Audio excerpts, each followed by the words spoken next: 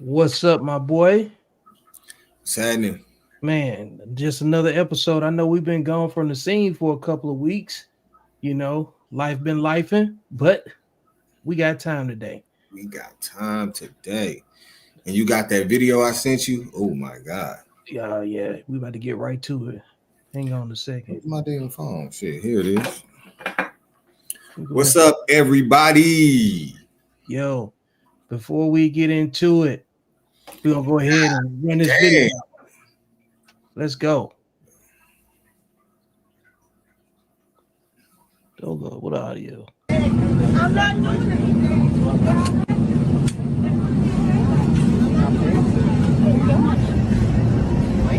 Says I'm not doing anything with it. Spits in my business.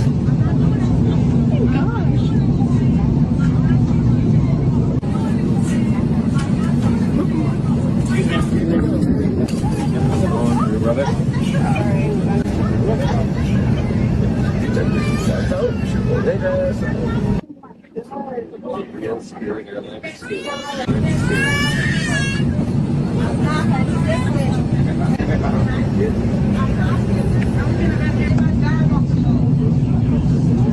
Why are you holding me like this? I'm not resisting. How am I resisting? You have me in handcuffs. Come on. How am I resisting?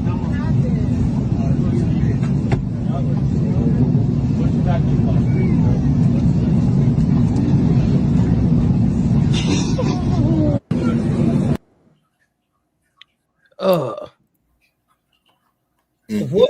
what is going on, man? Why do you think?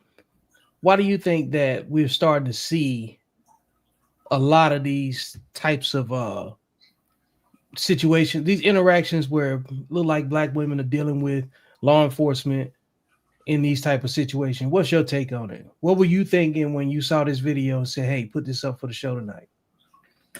Well, the first thing is that the black fatigue is very real.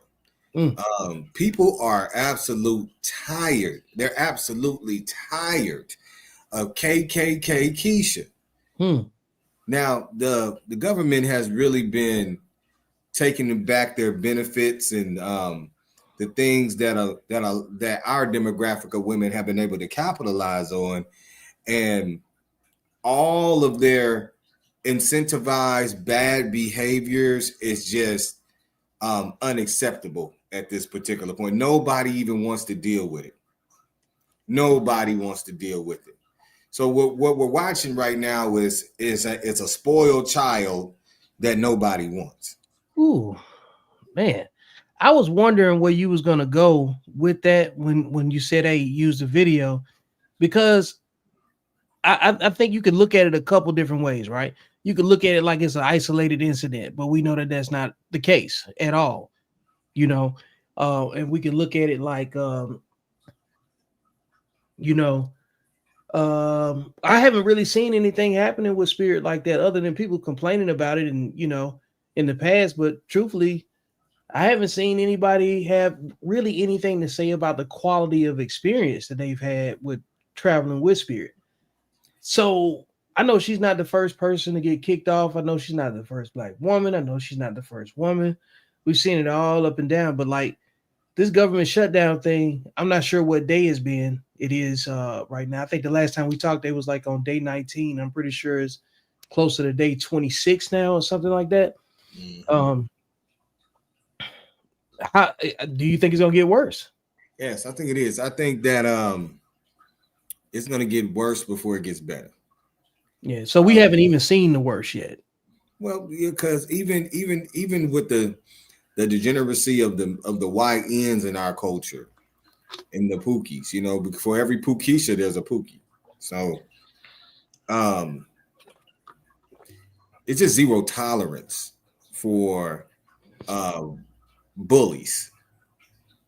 Because the truth is that the only reason why our demographic, the worst of us, is able to demonstrate this type of behavior is because there's been laws that protected them. You know what I'm saying?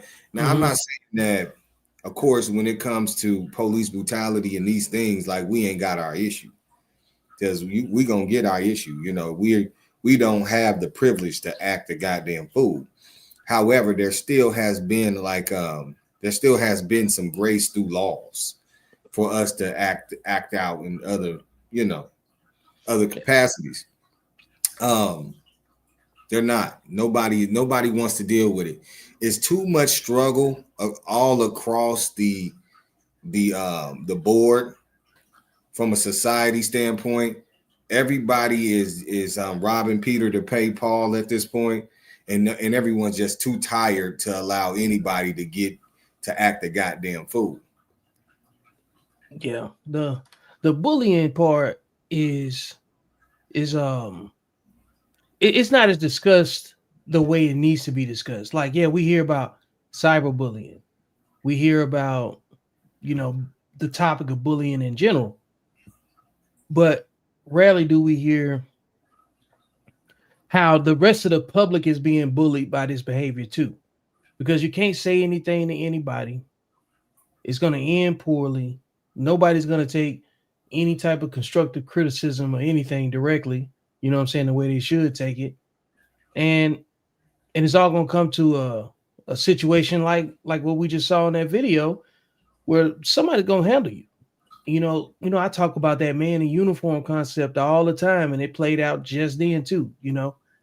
The way you handle a situation when somebody approaches you is going to determine how fast you're going to meet the man in uniform, because you're going to deal with somebody in uniform at some point, and it's going to be a man.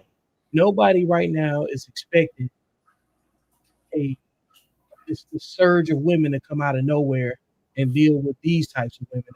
Go ahead, play that video. Play it again. Okay, I'll run it back. Let's see here. We go right back to it, because you're right, bro. Like, eventually you're gonna have to deal with this stuff, and the government ain't playing no games. Don't matter how people feel about it, from Chicago to DC to Memphis. All of these things, they might call it ICE, or they might be looking at it from a race-driven situation, but ultimately, Uncle Sam and them, they trying to get back to some level of control with this administration, and they're not playing no games. And here's a residual. I'm not doing anything. I'm not doing anything. Hey, stop. I'm not doing anything. Do you hear what she's saying? I'm not doing anything.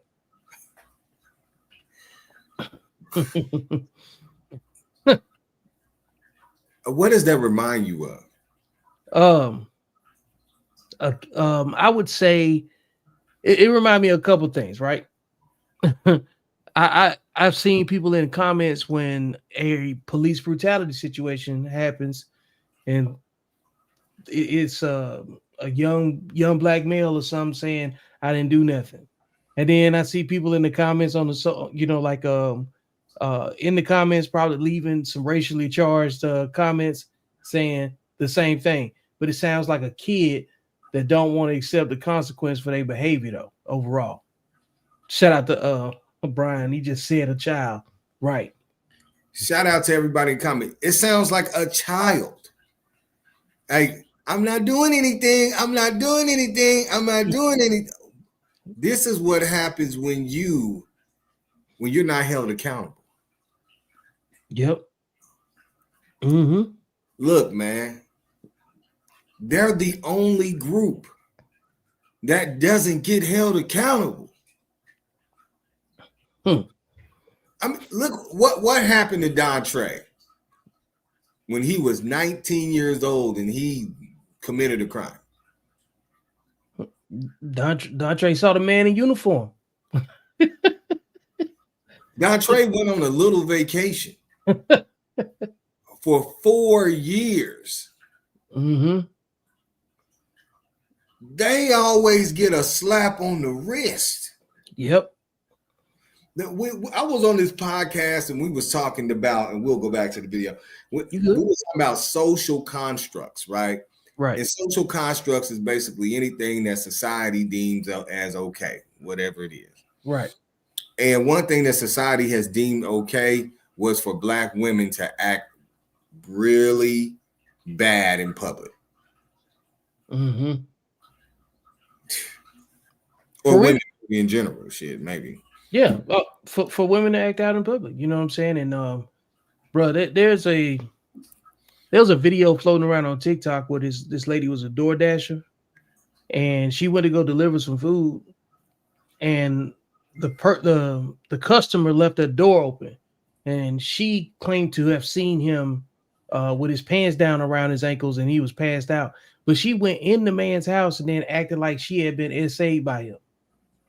DoorDash fired her. That's what we doing now? Yeah, it was a wild story. You know what I'm saying? But she took that situation and went running around on TikTok about it and making it a big deal. DoorDash got up out of there, and then she was mad at DoorDash for walking into this man's house and catching him in a vulnerable moment and then twisting it into some story in her head. You know, like it's so far gone with the perception of women in general. And I always say this, man, women are more dangerous to men than the police because they don't even have to tell the truth. They can make up something. They can feel like somebody's about to do something to them and then make it everybody else's issue. Yeah, I mean, you're definitely guilty until proven innocent if you're a man. Yep. And this the crazy part. Everybody know what I'm saying is true, but we can't talk about it without it sounding like we're the ones acting like women are the boogeyman.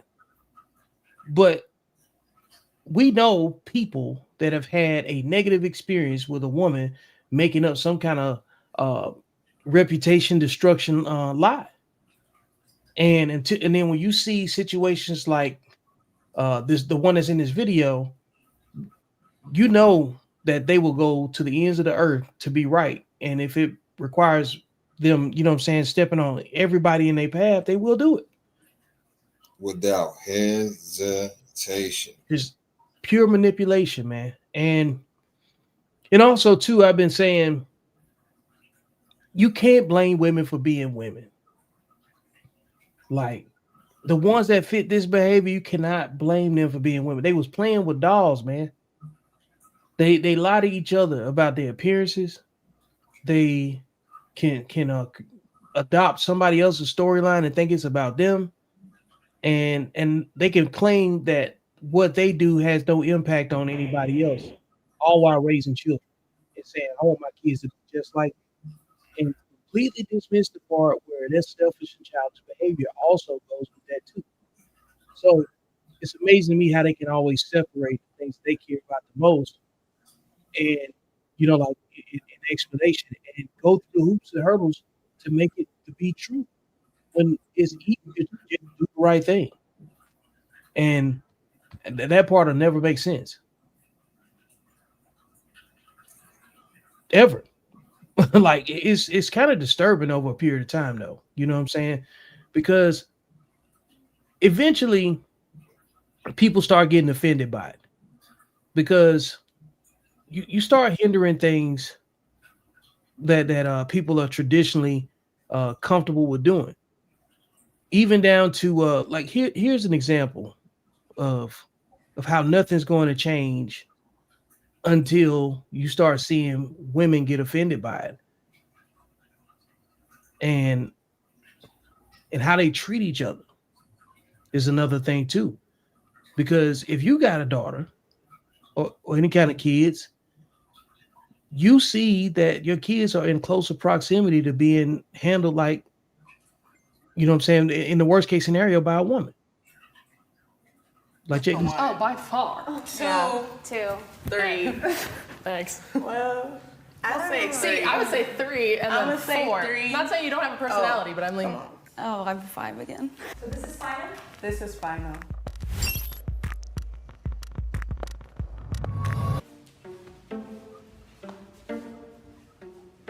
Yeah, they're some rude motherfuckers. You over there, and then like just shift down. Could you switch with her? I switch her and her. You go over there. Or, can you hear me? Oh, those two. Okay. All right. And then you over there.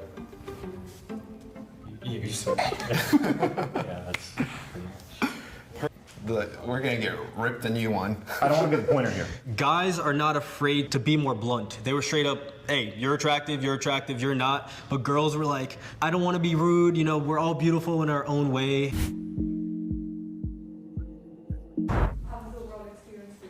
Well, I was at 5, and now I'm here, so I'm like, thank you. I don't know, it's very interesting, I feel. I think when I think of a male viewing me as attractive or not versus a female, it's definitely different. Because in a male setting, judging me, I knew that was gonna happen. Like, I'm not stupid, so like, I'm aware of how others view me. I was surprised at them placing me at the bottom, but it's an evil world we live in.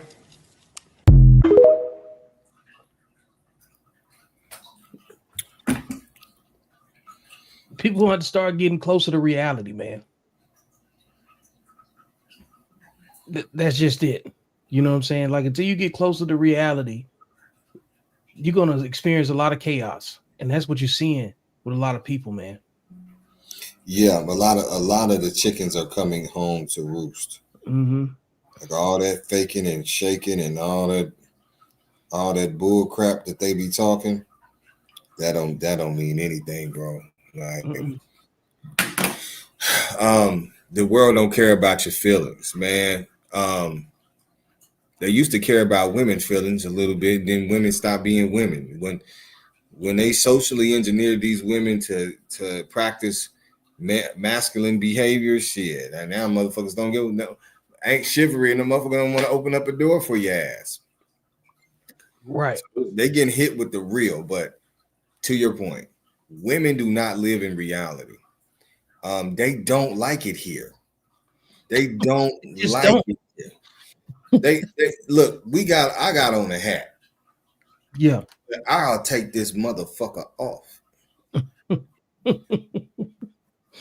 I will go from LL to Little Bill in the matter of motherfucking seconds, bitch. I accept who the fuck I am. Right. If I stand up in this motherfucker, you probably see my goddamn feet.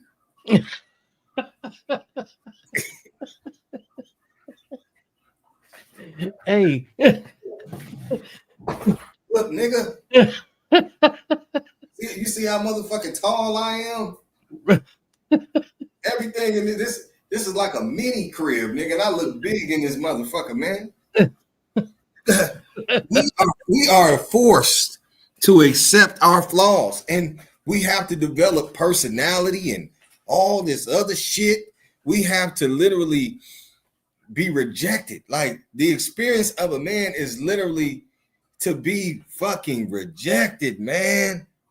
Yeah, man. You know, when I came out there to kick it with you a couple weeks ago, you know, we had a lot of conversations, you know, in between us doing some content and stuff.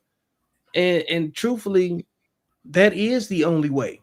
The only way you go through life is you're gonna get told no far more times you're gonna get told yes. You're going to have to convince more people and you know that you are what you are. You either have to convince them with your work ethic.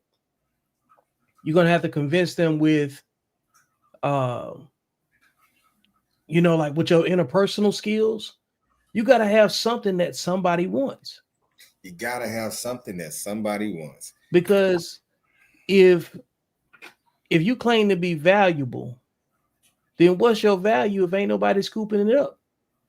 Are you priced too high? Or do you have anything that anybody wants?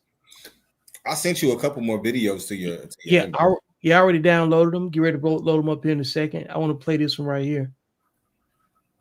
Benefiel walked into court this morning, as you see right there, charged with murder. Police tell us this whole thing began when 21-year-old Kentrell Settles and his girlfriend were in a car waiting to turn at 38th and Georgetown. The light turned green. But Benefiel, who was in the car in front, didn't go. So police say the Settles, he honked his horn and drove around the car. Investigators say Benefiel followed the couple, and they say she shot through their back window, hitting Settles. He died at the hospital. This was literally just a simple honk of the horn between two people who didn't know each other, a seemingly insignificant incident that happens every day in our community. Only this time someone lost their life. In court today, Benefiel was given a no-contact order against Settles' girlfriend and was not granted bond due to the murder charge. Benefiel did say she had a meeting today to hire an attorney.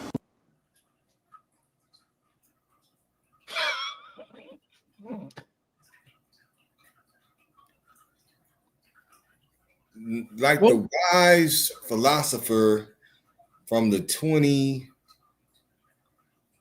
century once said, Victor Vincian, who's protecting women from women?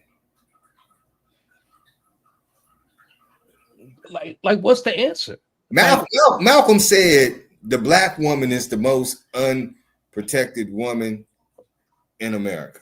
Boy, right? yes, he did that in the 20th century. Yeah.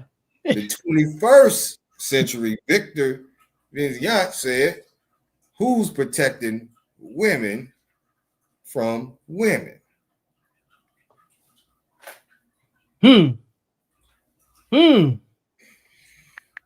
So because like you would think that the way that women claim that they're under some level of threat from men on a constant basis, right? That women would be on the same sheet of music and be protective of each other. But we know that that is not true. And I'm going to run it down because most interpersonal violence or domestic violence between men and women obviously occurs from them knowing each other. There's very rare occasions where there's a man waiting in the bushes to jump out on some random woman and put hands on her, right?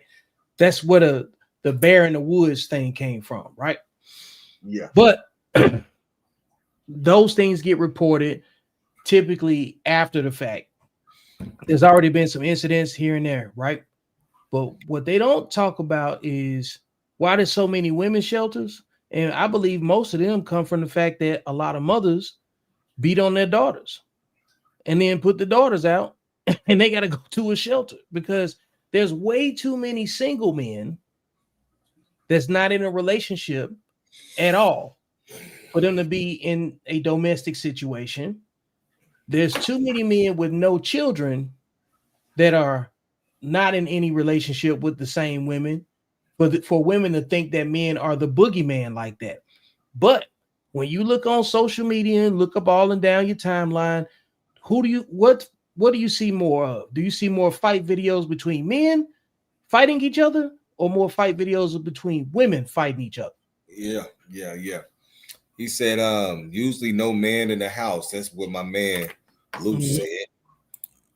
So usually no man in a motherfucking house. So women are naturally more violent and competitive with each other because if there's no man in the house, then those children that grow up with that type of mother are dealing with a violent mother that they eventually had to fight. I have never met a black woman that grew up in a house, in a single mother household, that didn't have to fight their mother at some point, that didn't have to fight their sisters.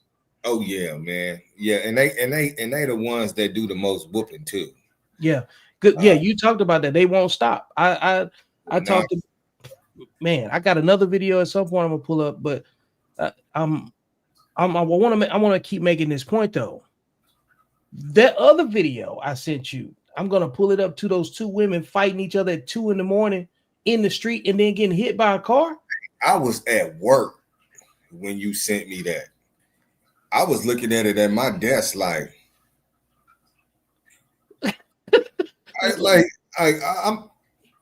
I apologize to the audience for me to even have the audacity to be shocked at anything that I see on social media right now. Yeah. But I guess I still have some innocence left. Because because you have to, bro. Because like some of this stuff you just cannot make it up.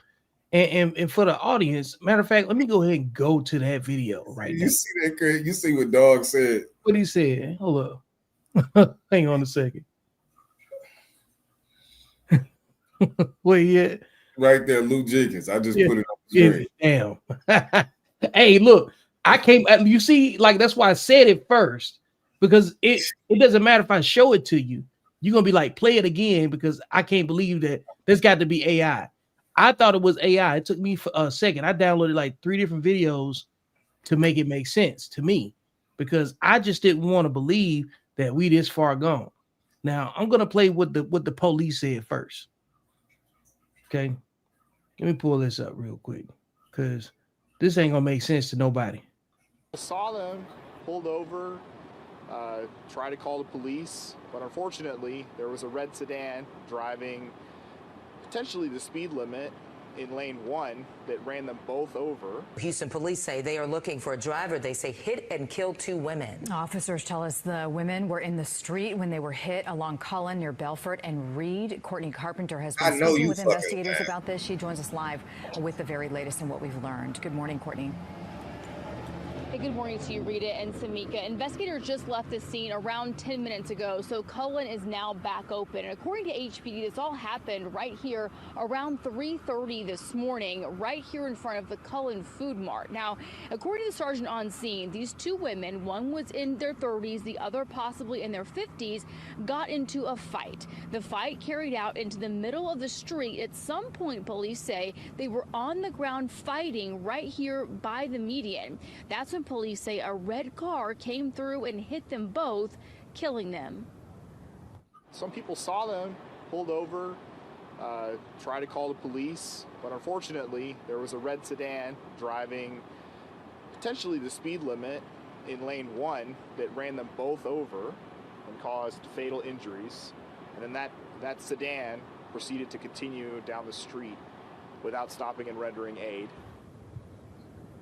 The sergeant says they do have some surveillance video of this happening, but it's not clear enough for them to release what kind of car it was just yet. He says this car likely will have some damage to the front corner.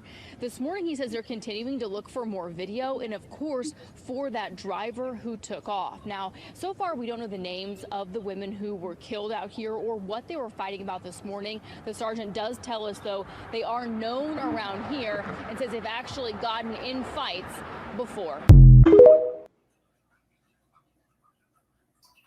Now here's the footage. So you see her going out in the street. I was like, who's she going to go walk and talk to? Then I start seeing the other person show up. And they getting in tussling. Ain't no audio on this. They getting down with each other. Can't really tell who winning. Then I think then the chick with the white shirt get taken down. Then I was waiting. I was like, where the headlight flash is gonna come up at? There it is right there. Get ready. Somebody turn out the way, and then here comes the other car. Right about now.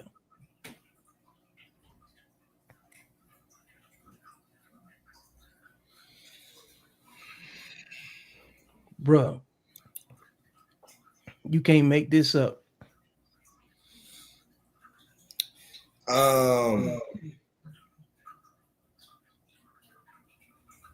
I keep saying this, man.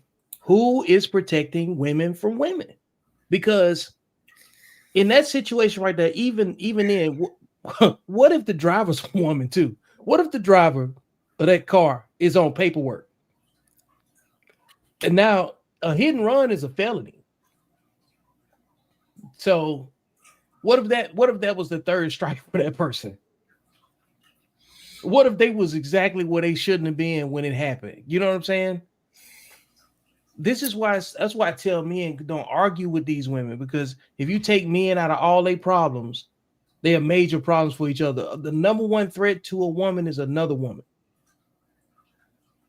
Because even when they arguing with you as a man, you know what I'm saying, just speaking in general, They're only arguing with you because they typically got a better chance of not getting any type of physical retribution from it, because they know another woman will pull up on them. That's generally the truth. I was talking to a woman yesterday. She told me that she fight men, and she won almost every fight that she's been with a man. So, because they already know that the man ain't trying to really fight them like that. Some do, but they stand a good chance of a man kind of taking it easy. You know what I'm saying? Versus anything else. But they are.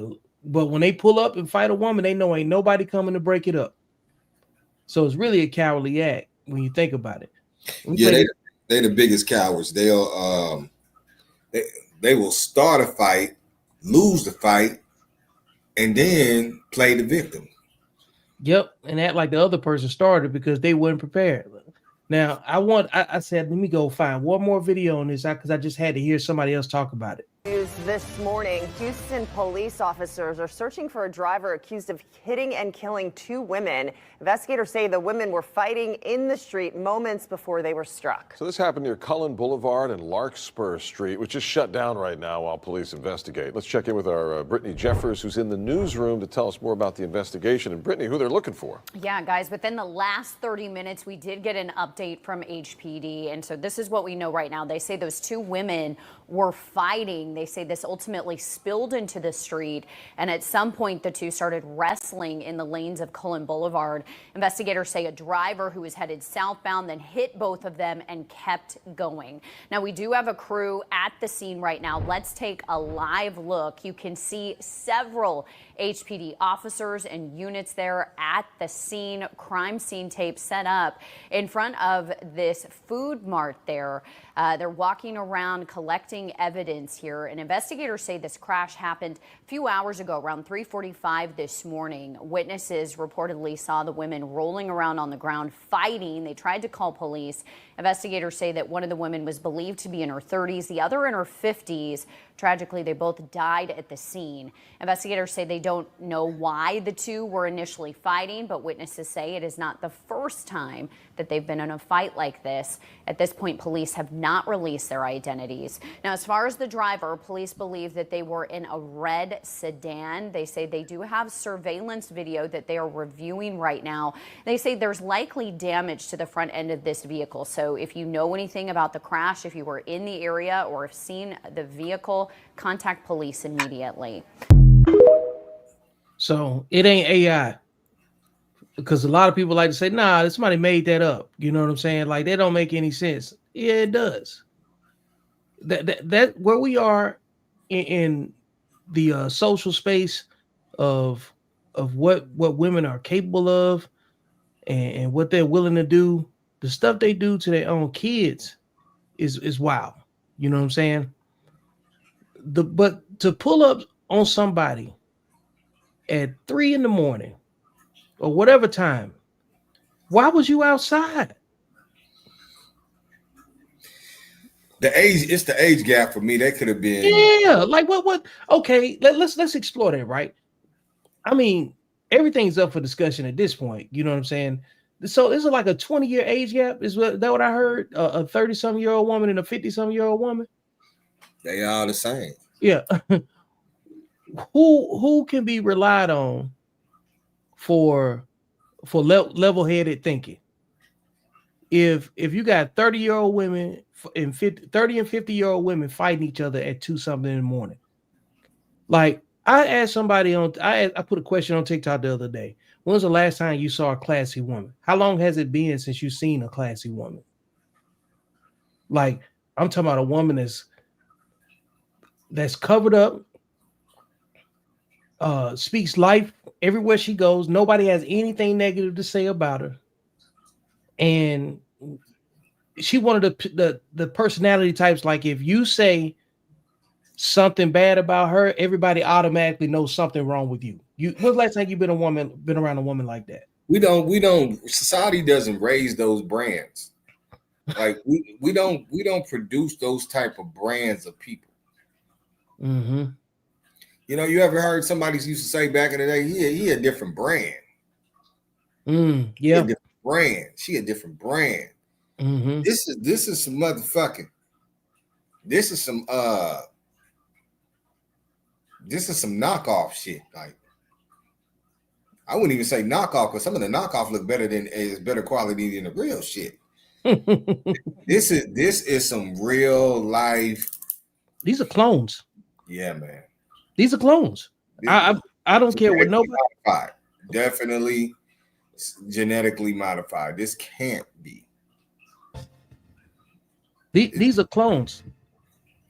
I don't care what nobody say.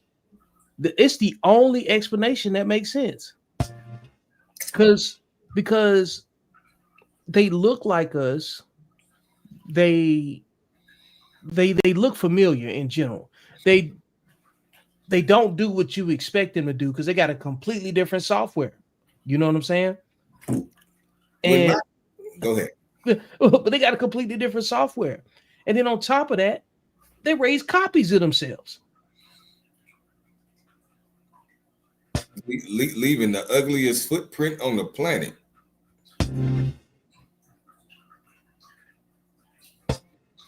Yeah, man. If they was to find these motherfuckers footprint, nigga, 1,000 years from now, and look at this shit, I'm pretty sure they're gonna be like, God, archaeologists is gonna be like, what in the motherfucker?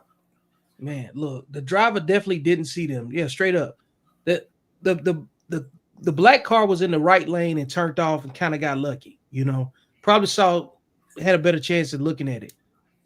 Then the driver in the red car clearly didn't. They just didn't see him. But who in the hell is looking for? Hey, watch out for the people fighting in the street. You know, that's probably below the headlight view. You know, because headlights don't point right at the ground; they point above it. So they probably was completely in the blind spot. They didn't know what was going on and crushed 2 people. If I would have known that the world would be at this place that we're in today, when my daddy shot me out of his motherfucking rocket, I would have let the rest of them niggas beat me.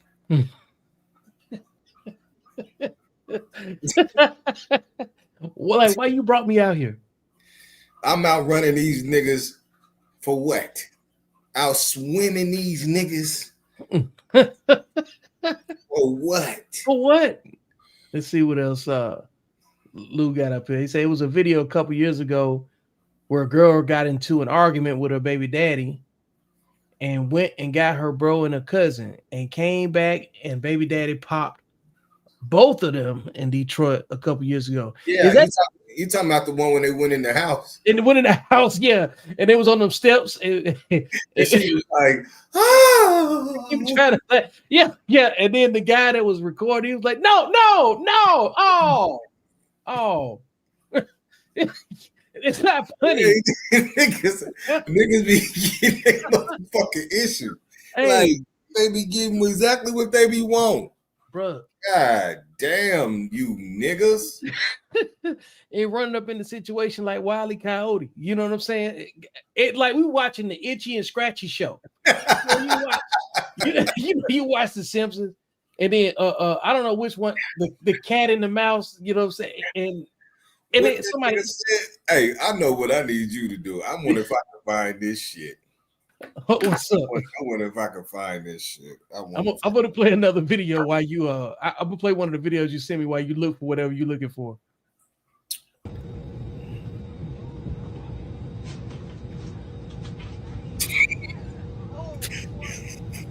Gonna throw out the club. It looked like Spirit again.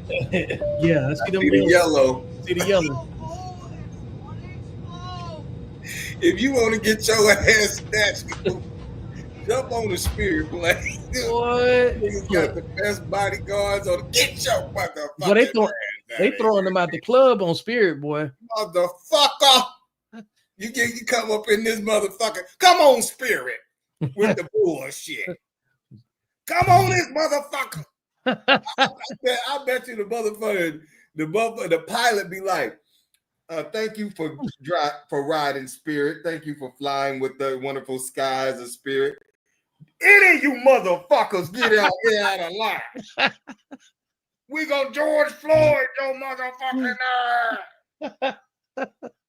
Fuck around. And find out. Have a wonderful flight. Thank you very much. Take all instructions for the flight attendants. Bitch. What's this next one you got up here? This a Everybody's nigga mad pilot at back this there. woman for what she did on this plane. As you can see, she's seated next to the emergency exit, but so are the two people next to her. And when you're seated by an exit, it's your duty to agree to help passengers in the event of emergency Don't by tell me. opening the door, keeping the door clear of your luggage, and just being helpful in case of an emergency. Anyway, she was not compliant, and it took not only them getting the pilot, but even passengers on the plane were getting upset trying to get her off the plane, and they had to bring the police in. Normally, they would just reseat you if you aren't physically able to do what's required to open the door in case of an emergency, but it was actually her attitude that got her and everybody kicked off the plane. And here's a video of her coming off the plane after everybody else was already ejected and they had arrested her. At one point, she complied, saying that she would open the door and be helpful, but it was too late because she was already being ejected from the plane and the police Unbelievable. had already arrived. Lesson learned, just be helpful when you're on the plane. We tired of you bitches. We tired of you motherfucking funny built. What's that nigga name off of the goddamn Incredible? Not the Incredibles. Monsters Inc. Yeah. Mike No. Wazowski. No, the nigga name off the Minions, man. The funny built nigga off the Minions. The daddy. Oh, okay. You talking about I had Is I don't it know. Gru? Gru, yeah, Gru. Yeah, them hoes look like Gru, man. Mike built was like Gru, causing all the chaos. It goes back to the video. They be lying to the Grus. The Gru built women get lied to like they beautiful, man.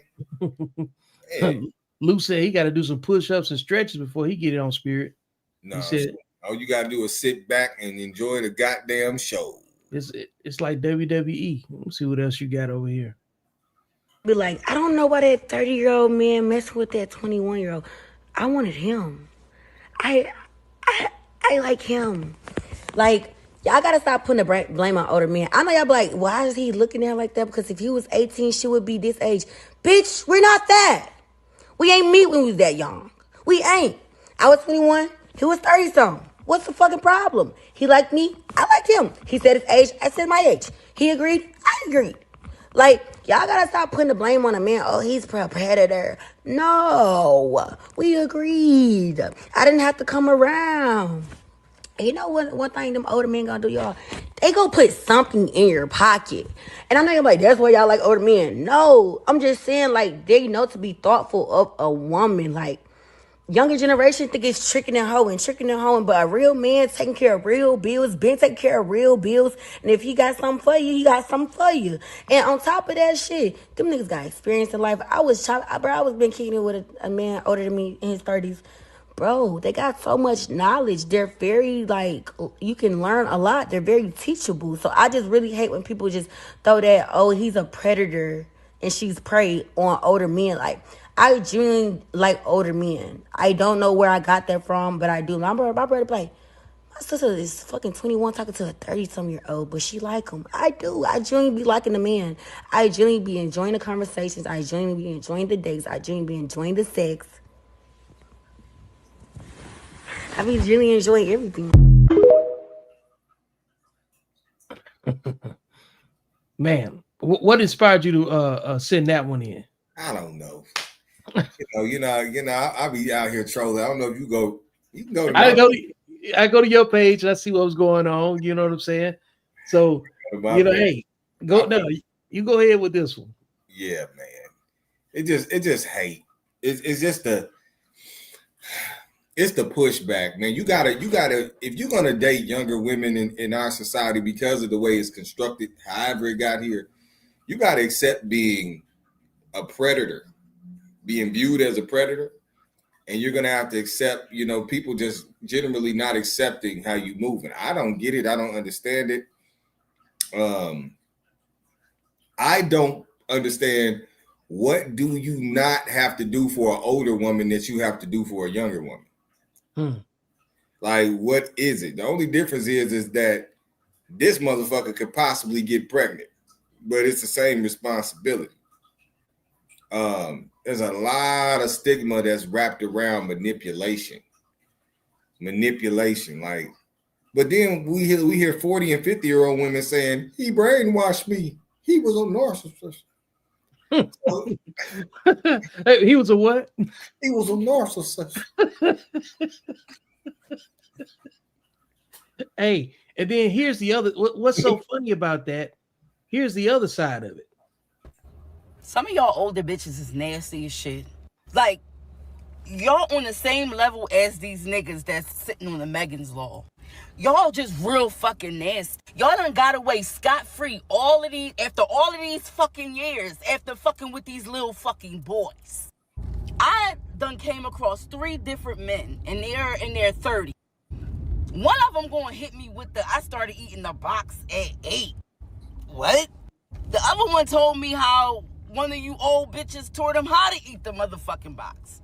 You gonna lay down and be like, here, like this. You bitches make me sick, cause y'all literally out here touching on these little ass fucking boys. Teaching them how to do shit to women and shit. Got them thinking in they motherfucking head that they know how to treat a fucking woman.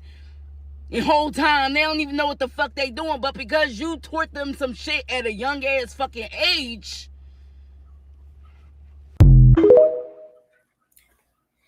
How? So, who the real predator? Oh man, if you're gonna go there, you might as well start. You should have just started, man, doing all the teachers that's fucking the kids, man. Yeah, teachers getting pregnant by their students. Whoa. Hey man, I mean, we was fucking our teachers in school too. I mean, when women are not very responsible when it comes to that shit. Yeah, we was knocking Miss Woodard back. Yeah,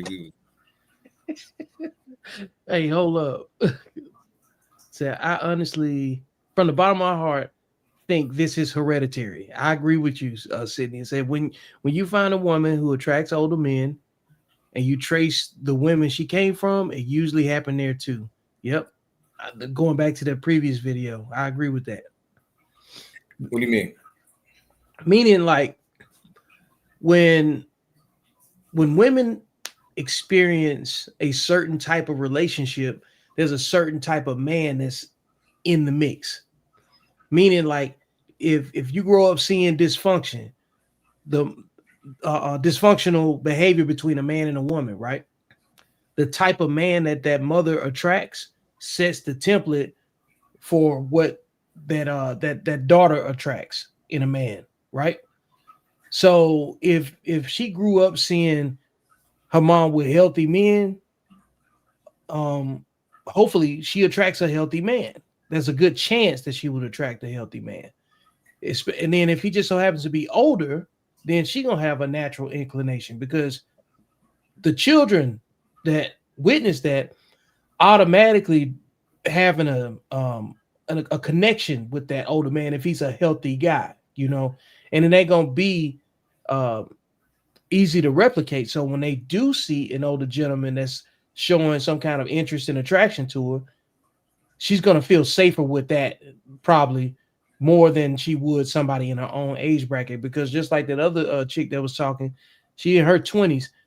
It ain't that many men in her 20s that's gonna give her that same level of experience. So some women are attracted to being taught by older men.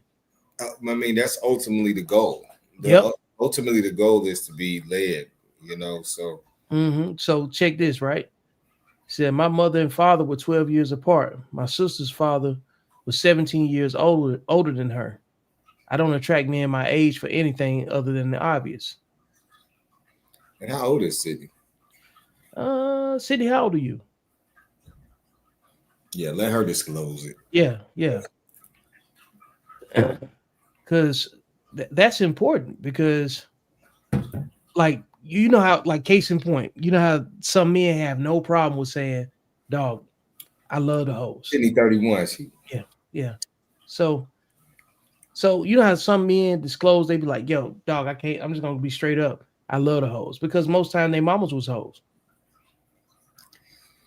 Yeah, man. That's 17 years older than my mom thing. That's a seasoned nigga. That's Yeah, yeah. You know what I'm saying? So like my sister's father was 17 years older than her, you know. So that there it is. You know, it's when you set a standard, it's just like if you come from marriage, like meaning like if your parents was married, you're gonna have an affinity for long-term relationships. If you come from a single parent household, and if you was a boy and you saw your mom deal with a bunch of different dudes, your perception of a woman is going to be utilitarian. You know what I'm saying? You're just going to see the utility in women. Because if you got some sisters that had a whole bunch of men, you already know the game.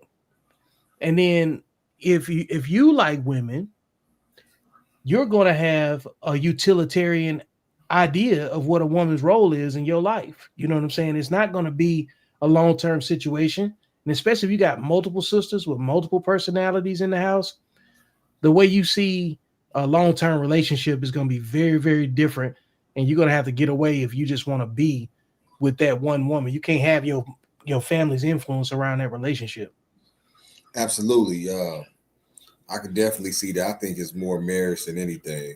Yep. Yeah, I think at the end of the day, when a young adult becomes a man, a young male becomes a man, you know, he learns how to manage. So, and that's what a lot of women complain about today is the men that they have to take care of versus the men that can take care of them.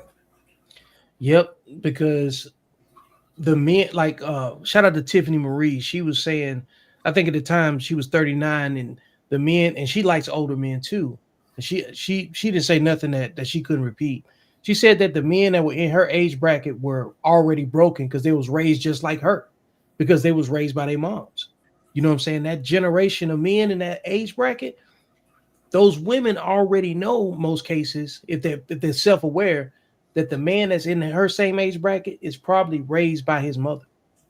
Yeah, now I was one of those guys, and it took me almost. It took me a decade. What really more than that? After 18, Mm-hmm. it took me about 10, 15 years just to become healthy enough to even be in a healthy relationship. And it wasn't taught by home. If it ain't taught at home, we're gonna fuck y'all up. Shout out to Lou. He said my pops was 20 years older than my Mima. So, you know, there it is. The another thing too was it shows up in women differently when they're a little bit older than the man. And generally speaking, the women that are more dominant, if they're older than the man, that man is typically raised by his mother. Yeah, because I have my ex. Remember the young lady that we was talking to? Mm-hmm. She's 44. Yeah. So she always have a couple steps on niggas. Yeah. Look, stepson niggas. That's what that's what she turned y'all to. Yeah. She have a couple steps on niggas, you know. Mm-hmm. But when you catch up with her, the reason why she like me the most probably out of all these niggas is because I put up the biggest fight. And most of those women that are older that like younger men are raised by a dominant, unruly woman. She was raised by her dad. Really? That's a one-off. Was he like a player? Yeah, there it is right there. Who raised her dad? He came up in the Arkansas. I think he came up the traditional way. Mm-hmm. He went to the military. That I'm telling you, man, until when he went and got some discipline and how to streamline that and move it around, but you can't escape the roots though. Because case in point, I had a coaching session today, right? And guy was telling me his history about being bullied. he had a brother. He came from a 2-parent home. And we got down into the weeds of it. He couldn't explain why he had been bullied. And I asked him about his brother, because typically your first bully will be inside your family. You know what I'm saying? Because whatever happens in your house makes you susceptible to what happens to you outside the house. You know what I'm saying? So he said he had an older brother that was 13 years older than him. And I was like, well, he was already out of high school by the time you had came along. So what was that about? You know, like y'all don't have anything in common. And then by the time we start going down the weeds of it, he had a really passive father. His that was raised by his grandmother. His wife came from a line of women that was dominant with 3 or 4 sisters. They go to church and she listened to the pastor more than she listened to her husband. He a workaholic because he just seen his utility, just checking off all the blocks. And in turn, if you got sons being raised in an environment where they see the woman not wearing the pants, what does that do to the sons? So they come outside and still get bullied by women. They get bullied by everybody. Yeah, you got to, and they teach you, let a woman bully you. I think I had someone say something on Facebook. Let me see something. Mm-hmm. So I had a brother, James Manley said, females choose the ones who take care of her and future children. Younger men are building and older men have established. Yeah. Even when it comes to like emotional intelligence. Mm-hmm. Even when it comes to the inward development, like that's a really big thing. That's a big piece that's really missing in the young men today. And a lot of men our age have arrested development. Yep. It's hard to deal with, because Can we put that definition? We're talking about arrested development. Sure. Hang on a second. I get to do this with. I actually wanted to do an album called Arrested Development. Isn't that an album title already too? I think that's a group. Yeah. Well, of course it's a group. I was wondering. I was thinking if it was what's that song they did? That famous song with Arrested Development? Oh, Everyday People. Everyday People. Hang on a second. Arrested. Can you see the screen? No, not yet, but I see it down there in the little box. Okay, hang on a second. I just want to make sure we oh yeah, let me pull this up on the stage. I hadn't done this. Arrested Development, right? Let's go for it. Oh, come on, chat. The hip hop group, all that. What is the definition?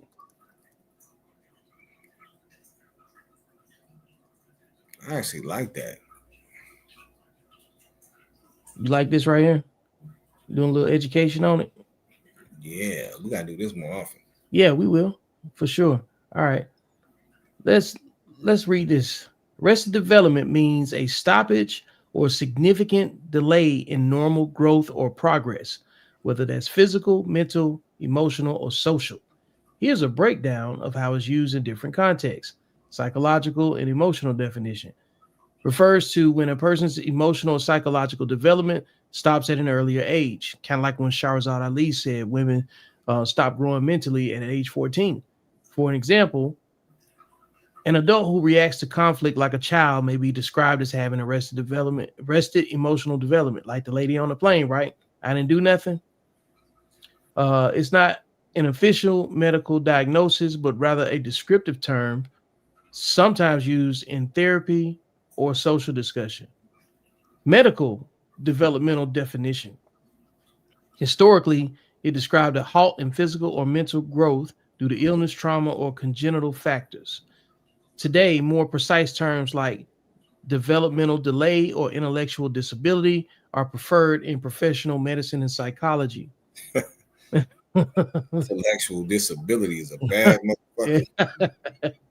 Everyday usage is often used figuratively to describe immaturity, lack of progress, or someone stuck in a past stage of life. For example, he's 35, but still acts like he's in high school. Total arrested development.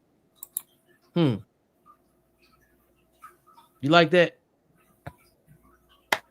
Yeah, that's pretty cool with using AI to help define some of this stuff too. Yeah, that was hard. That definitely needs to be incorporated systematically in when we come up with these definitions and we want to come up with these talking points and we want to define it further to go into more detail, we'll start doing this. Hey, shout out, Lou. What's going on, man? Shout out to the brothers for dropping jewels on the young brothers. Yes, sir. Always teaching, man. Always teaching. Teaching is actually fun. Nobody don't want to think of this as teaching, but you have to use real world examples for people to accept what their limitations are. Because if you don't, this is the type of stuff that happens to your daughters and your sons. I ain't gonna lie, because I'm finna have a baby in 2 weeks, right? And this nigga playing with me. I can't hear you. You sound far. You still can't hear me? I can hear you a little better now. Okay, so I'm finna have a baby in 2 weeks by my baby daddy, right? We've been together. You must can't hear me while you shake your head. No, I can hear you. I'm just listening to the way that you talk. I'm listening though. Why are you shaking your head? What's wrong? Go ahead. So, yeah, like I was saying, I'm finna have a baby in 2 weeks. We already got 2 kids together, right? So, we just moved into a new house, and you know how you have to wait for a process to get your keys. So I've been over my folks' house, and he been over his folks' house.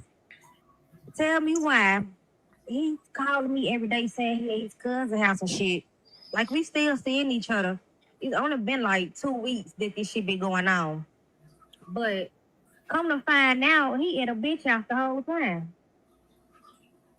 Okay, so what are you asking me? Okay, so we didn't get into it and all that. I didn't pull it up over in the apartments to where he was, because I'm thinking this was his cousin was at. Man, how we just arguing and all that and shit. I didn't get into it with the folks on Facebook. I'm just trying to see, should I just stop talking to his ass? Because at this point, I really don't even want him to see the new baby being born or even coming to the baby shower. Something is wrong with you modern women. Something is so wrong with y'all. Why you say that? That's the problem. You don't even, the fact that you, something is literally wrong with y'all. Why would you up the relationship that he has with his child because he's sleeping with another woman? No. See, he was just okay. Answer the question. No, answer the question. It's not. That's not the only thing. Answer the question. Why? So what's more to it? Explain the more to it. He was just telling me, when I left the hospital, it's one day we be cool, and then the next minute he was telling me that the baby needs to die and all of that. That's why I'm like, it ain't even no point in him seeing the baby if he's saying that the baby needs to die. He don't care about the baby, shit like that. So it took you 3 kids to figure out that he was this type of man? I mean, he wasn't even like this at first. Oh, now he wasn't like that. Where's the accountability on your end as a woman that you keep giving your body to a man that hasn't put a ring on your finger? And yes, we in a No. Answer the question. Where's the accountability as a woman, because you control access to sex, meaning he can't sleep with you unless you allow him to? Where's the accountability on you as a woman where you keep giving your body to a man and giving him you giving this man 3 children? Why do you keep giving him children and he has not given you the access of a long-term relationship? When do you look in the mirror as a woman and say, I mean, we was just talking about proposing and shit. No. I don't want to. You already got 3 kids. You have 3 kids with him. You can't talk. I could talk about anything. Niggas talk about how they gonna get their mama out of the hood and they be working at fucking Amazon making $37,000 a year. That don't mean nothing. That's a simple question that I'm asking you. When do you take accountability as a grown ass woman? How old are you? How old are you? 23. You 23. That's, oh my goodness. How old is this dude? And he's the same age. He's 23 as well. Oh my God. Your life is over with already. You're about to go through so How old is your other two children? Hold on, I'm trying to get back on the screen, but I can't.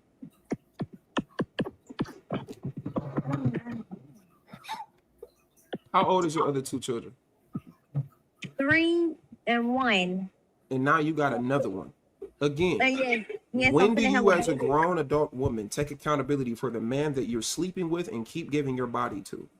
So if he is everything that you're saying he is, when does your accountability come into the picture? Really now, because I really see everything for what it is now. I mean,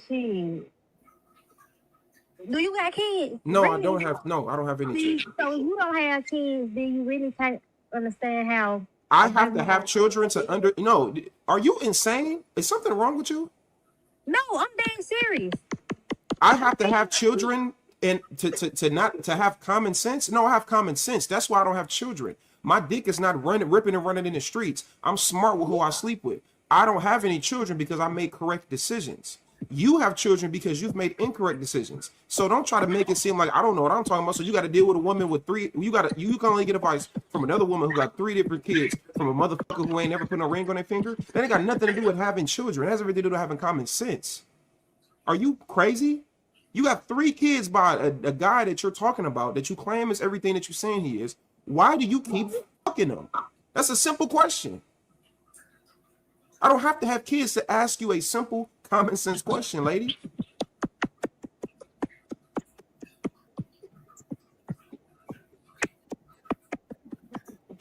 You're typing. So are you going to answer the question? If not, I'm going to get you up out of here. I'm not even typing. I can't even see the live. How you can't see the live? That's what I'm saying. Because you're probably off on another app typing. I hear you typing on your phone, lady. I'm not typing nothing. So are you going to answer the question?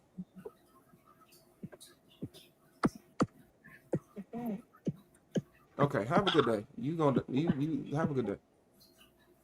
She illiterate as fuck too. That's another thing too. Like that's why I was shaking my head because she illiterate.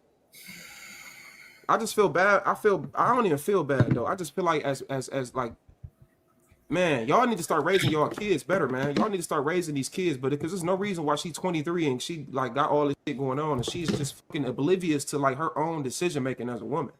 That shit is insane to me. That's probably why she got 3 kids at 23, nobody around to keep it a buck with her. Exactly.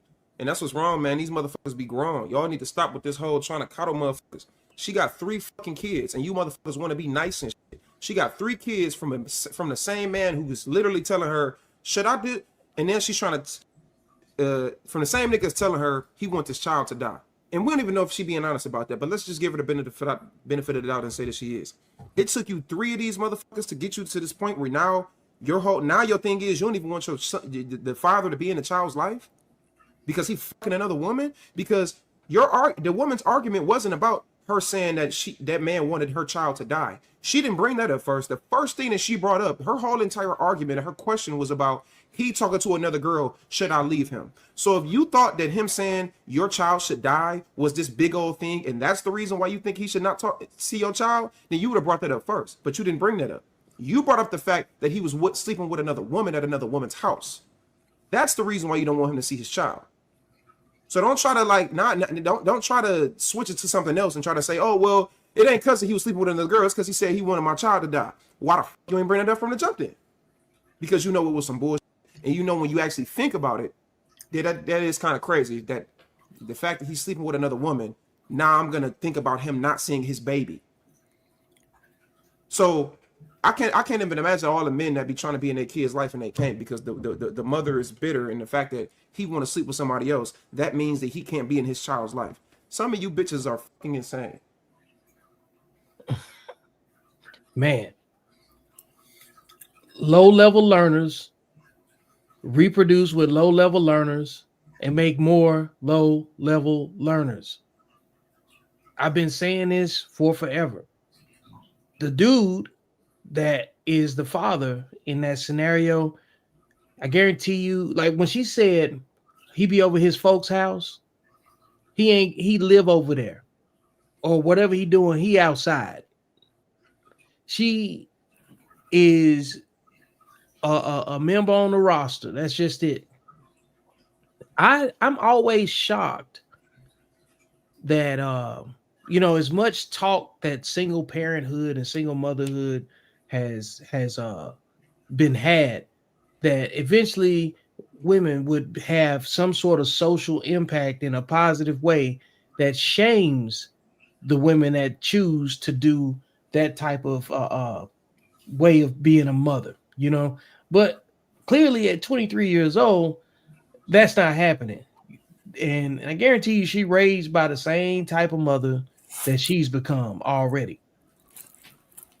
Is it getting worse out there or is it getting better? Because I see conversations where there's a lot of young women that don't even want kids, and then I hear about this right here, and I'm like, where's the middle ground?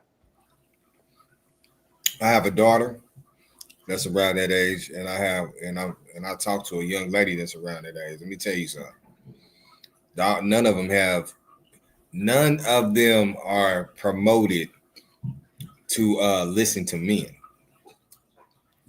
It's not something that's not in their community. They're not, because the wisdom and the common sense come from males. Yeah. A lot of them are taught by women. Like that's all they know is females delivering the information. So when a man come in there and in real time and is addressing their issues and is more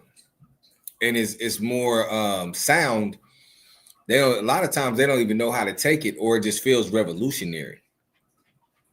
What do you mean by that? Break it down on the revolutionary part of it. I mean, it's totally against everything they was taught. Gotcha. It's a 180. It is not. Is somebody's hit the pin on them? Yeah, I told my daughter, man, she going through a heartbreak right now, and you know, everybody else, I don't know what type of conversation she having with her mama and them, but I'm pretty sure it ain't the type of conversation I'm having. And I'm telling her, you know, you got to take accountability because you gave your body to the motherfucker that you can't detach from, and you attacking him in any way and on social media or anything is a reflection of you. You look like the clown because you the one that can't shake the emotion. But if the only way you're going to be able to get ahead of this is unless you apply separation. And if there's separation, then you can you can switch the power dynamic. But right now you're weak. And the reason you're weak is because you gave yourself to a man. That's what you're supposed to do. But you gave it to a man that didn't have your best interest. That man did not change. You just never knew who the fuck he was because you didn't have the wisdom or the insight to see the game.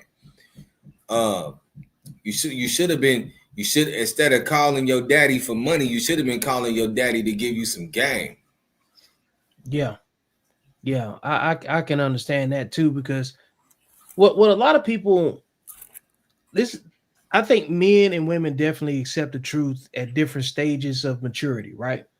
The men, they have to be told, you know, like earlier when we started the show, we have to get rejected like all of our lives, right? You get told no, your happy moments or your W's come on your W's are like bookends, right? You start off with a win for some level of motivation, and then you take like 5 L's in a row, and then before you get to another win, and then you appreciate it, and then that chapter's closed. You repeat the process over and over again, and you know when you get told no, it's not. It becomes not complete denial. It becomes not right now. I got to work a little bit harder, right? But when you have that same conversation with women, they hear you hate me. That's right. What's up, Jalen? Yeah. Jalen jumped over here on my page. That's what's up. That's what's up. Go into the YouTube page. Yeah. Come on over to the YouTube channel. That's what we want to do, because eventually we'll start turning these things off. Hey man, y'all, if you're not already doing anything, y'all make sure y'all like, share, and subscribe. Come comment from the YouTube channel. You know, this is where the realest conversation on a Saturday night can be had. Better than Yeah, go ahead and drop the commercial real quick so they can figure out YouTube. Everybody that's watching right now, go ahead and try to just get you on the YouTube. We like y'all on Facebook. That's cool. Yeah. But we have more interaction. We can see what you guys are typing if you come to the YouTube side. Yeah, let me hit this form real quick. Glad you made it this far. First thing I want you to do is go ahead and click subscribe. Make sure you like and share and support, and subscribe to the notifications. Then when you get here, I want you to click the podcast link. You see that? Then I want you to go over there to where the arrows are pointing to the Beyond the Algorithm playlist and subscribe there. That way you get all of the updates. And now we'll continue. You like that? I was ready. You know what I'm saying? I had it built in a long time ago. So it was the perfect time to do this, you know? Yeah. But no, yo, this is wow. You know what I'm saying? Like you're coming from a real world experience, right? You're seeing your daughter going through her decision making with the men that she chose, with the man that she chose. Then what is the experience of the woman that you're dating that doesn't have any kids? She young. Yeah. Shout out to Lou, man. Yeah, we know you a misfit. Yeah, we know you is definitely a misfit. You do not fit in nowhere.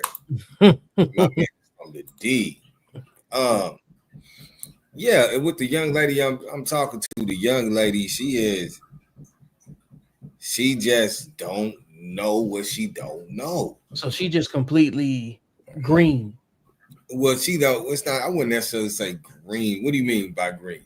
I guess I just haven't had that particular experience. You don't have anything to relate to it. Well, these women, they don't have nothing to relate to at 40. So we're talking about social emotional development. Okay. We're talking about emotional intelligence and relate. They all the same. Mm-hmm. When you got your wife, she was at a point that she's not now.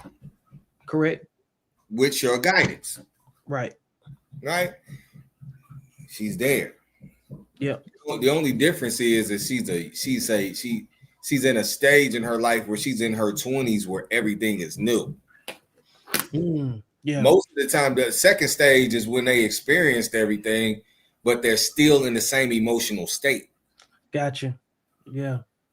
So she just got more energy and more innocence, and she has more open-mindedness. You know what I mean? That's where it looks like naive. But she had, because she has she's in a youthful stage in her life. Yeah. She still have youth. And and everybody has to tap into in order to grow and become something great, you have to be able to hit a factory reset and tap into your inner child. She just hasn't been so damaged away from hers. Yeah. Yeah. That makes a lot of sense. Yeah, it makes a lot of sense.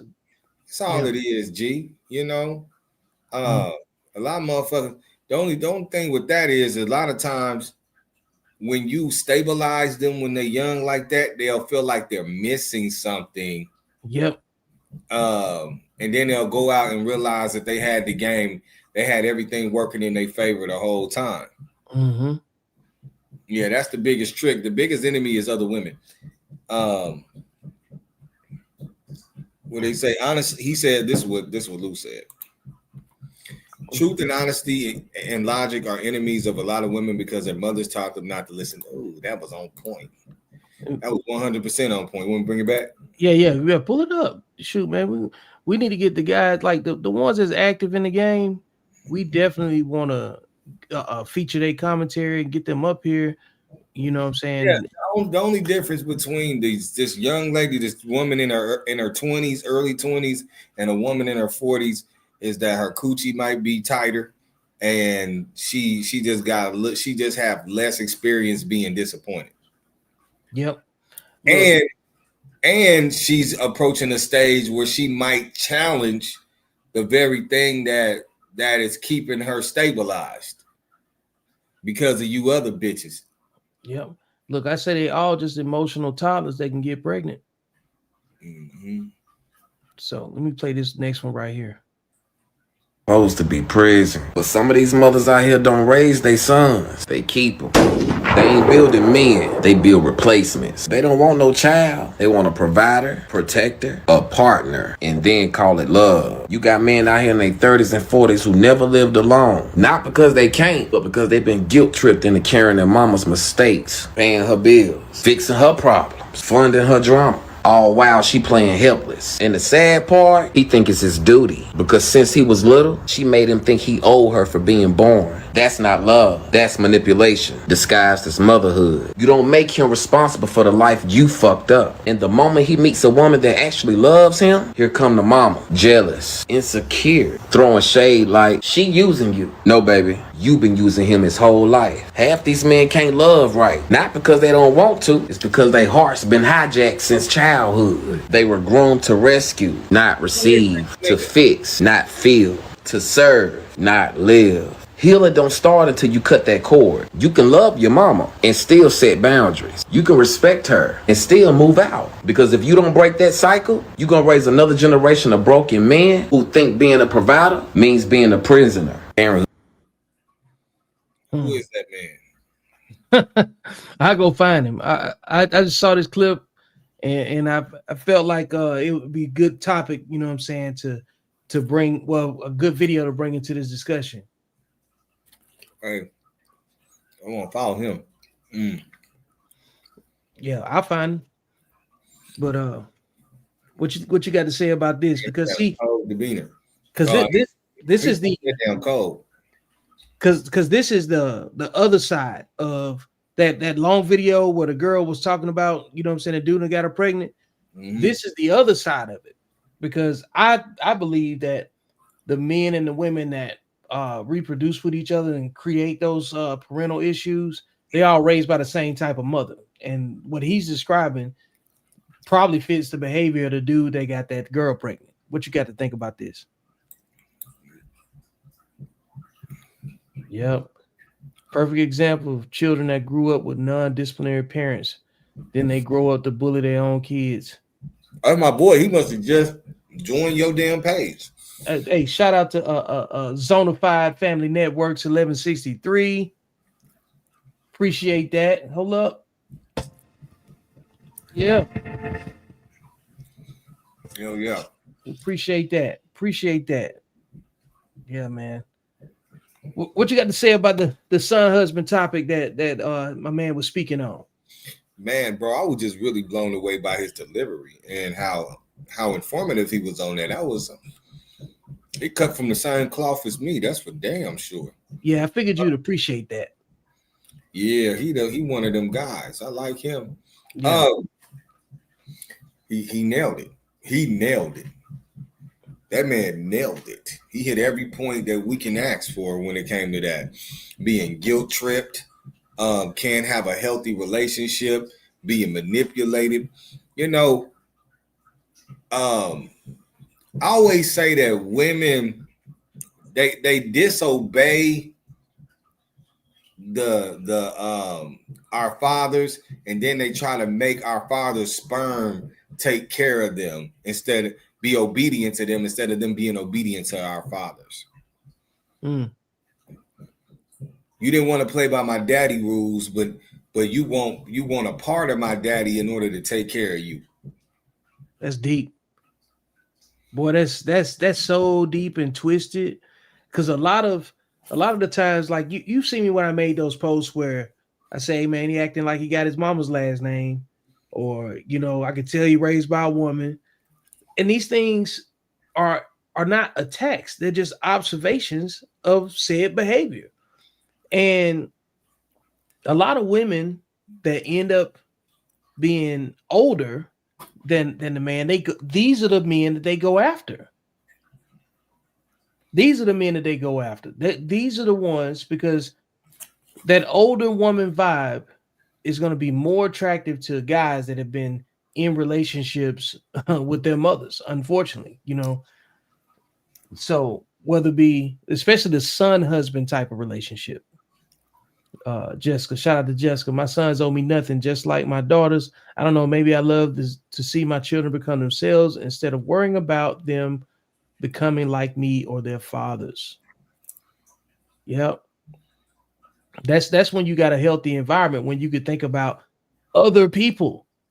When you're thinking about maintaining your sanity through other people, you're the problem. Most times you by yourself and you clean the straws.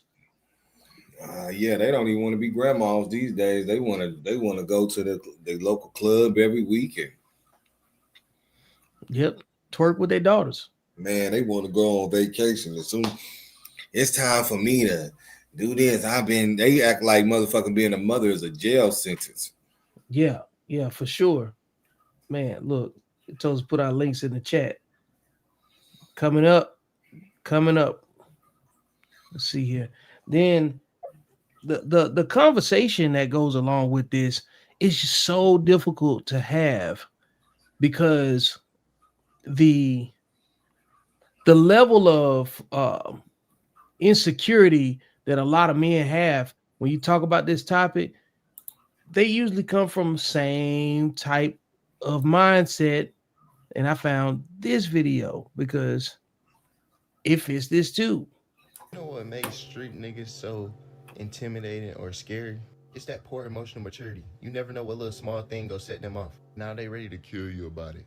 That's a mix of pride, trauma, and bottled up emotions that turn into irrational behavior. That's why y'all come off as dangerous. Like they so quick to react but slow to reflect. Like they never been taught to control their emotions. It's like an adult with the emotional maturity of a kid, but the ability to hurt you. Like it's not the street part that's dangerous. It's when someone's emotional development froze at a young age, but now they're an adult with power, size, and no emotional control. And that makes them unpredictable. And they're often acting off of ego, fear, pride, and not logic. So any challenge, even something small, feels like disrespect or a threat. And they respond with aggression instead of awareness. And then they think it's cool to act that way because they get praised in their circles for acting tough and not thinking clearly. Oh, well, let's not talk about the dumbass women that influence it too. The women that reward that behavior and reinforce the mask. Because a lot of women are drawn to that confidence or danger because it feels like protection or dominance. But in reality, it's emotional instability packaged as masculinity. So that's teaching them to keep being irrational, reactive, and destructive. A lot of women only like hood dudes because they share the same emotional maturity. Mistaking chaos for chemistry, not knowing peace feels boring when you only ever known dysfunction. Like imagine how many long-term beefs started over something minor. And that weak-ass mindset gets glorified through music and turns it into culture. Now it's who they think they gotta be to get respect, validation, or love. That same pain that made them that way, poverty, rejection, and trauma, gets sold back to them as entertainment. And then they like to move in groups because it gives them a sense of power, strength, and identity. It's like the group becomes their armor, strength in numbers, validation from people who live by the same code. And when a group takes over, individual logic disappears. One person might not even be tripping, but the group saying, we on that.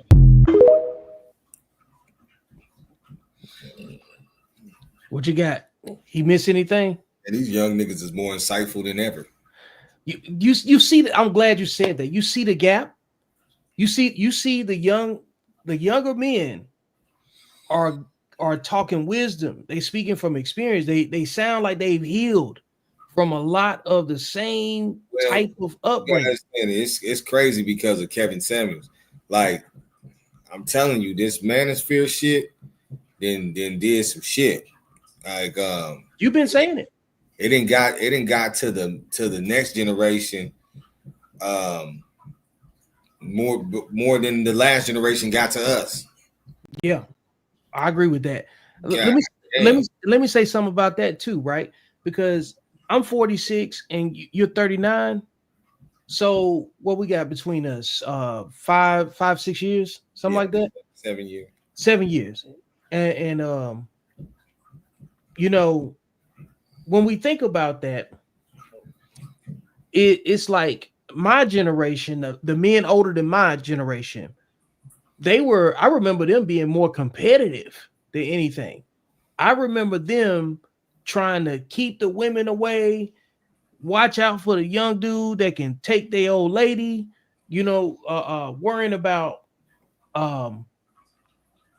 having more money and spending more money on women to try to keep this gap between it. I'm not saying that has never happened or still doesn't happen, but the older generation spent a lot of money on attention from women. There's big simp energy, you know what I'm saying? And then if they weren't, and we're talking about older married men that used to move this way too. And if they weren't like that, they were also grass-fed lions, vegan tigers. They were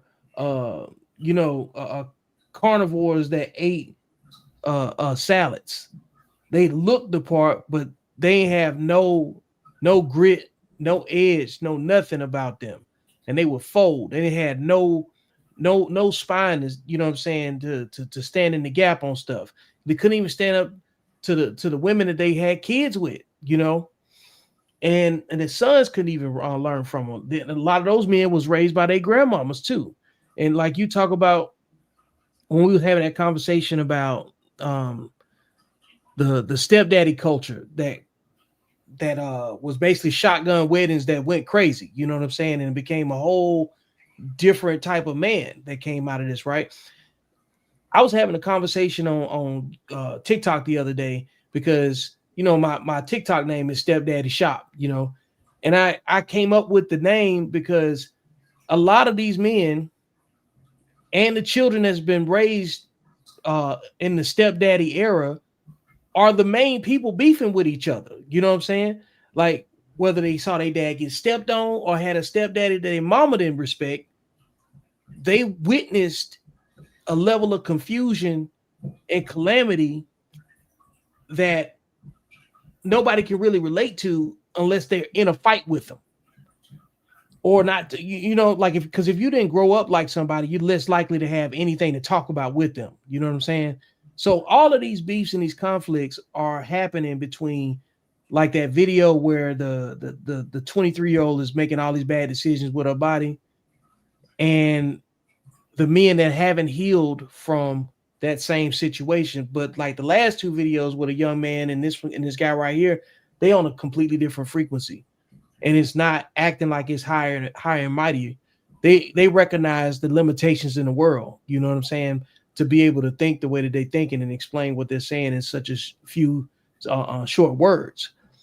So the gap is getting so much bigger that there's a whole lot less options for women to have relationships, but not just because they don't want the men that's out here, but the men don't want them either. At some point, they don't want an unintelligent person in their life at all. They want something that's safe and safe to, they want security. So yeah, whether they know it or not, no matter what manipulative tactic that they're using in order to get it, at the end of the day, what they're trying to do is get security. Yeah, because it's a lot of wild stuff happening where people are being called to task, and the people that women follow are different than the people that men follow. Case in point, it's one of my favorite therapists right here. Heart is not done. Your heart is not done. Then I told myself, I'm pregnant. I'm going to accept my flaws, the flaws that I bring in this marriage. I'm going to apologize for it, and I'm going to work on it. Flaws are one thing, but infidelity is another. Cheating on your spouse is another thing. Flaws are something like you're really messy, okay? You're not punctual, or you raise your voice in conflict when you really need to stay grounded. Those are flaws.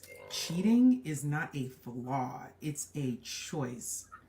The reason why that's important, it's still a way of disowning the depth of what you did and who you are to do that kind of thing.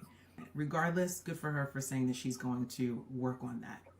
And when I take accountability and you take advantage of me taking accountability and you take that as a, see, I know she'd be back, instead of me taking accountability and you taking advantage of that, it really just killed everything. Okay, so you did an incredibly offensive thing, and we're not talking about Offset, we're talking about her, and this isn't personal, we're going to talk about the principle. You did a thing that disrespected yourself, your spouse, and the relationship. You don't then get to referee how they receive you. Understandably, you would like someone to graciously receive that, but the reality is you've done a huge damage to the relationship and to the trust. And it seems like, of course, it took a lot for her to humble herself enough to come back around and say that this is what she did. You cheat on her husband while she was also pregnant with their child. And then her ego took another hit when it wasn't received in the way that she wanted and was sort of thrown back in her face. See, I knew you'd be back. Well, number one, that's the reality. You did, in fact, come back around. And number two, you're getting a response that is congruent with what you did.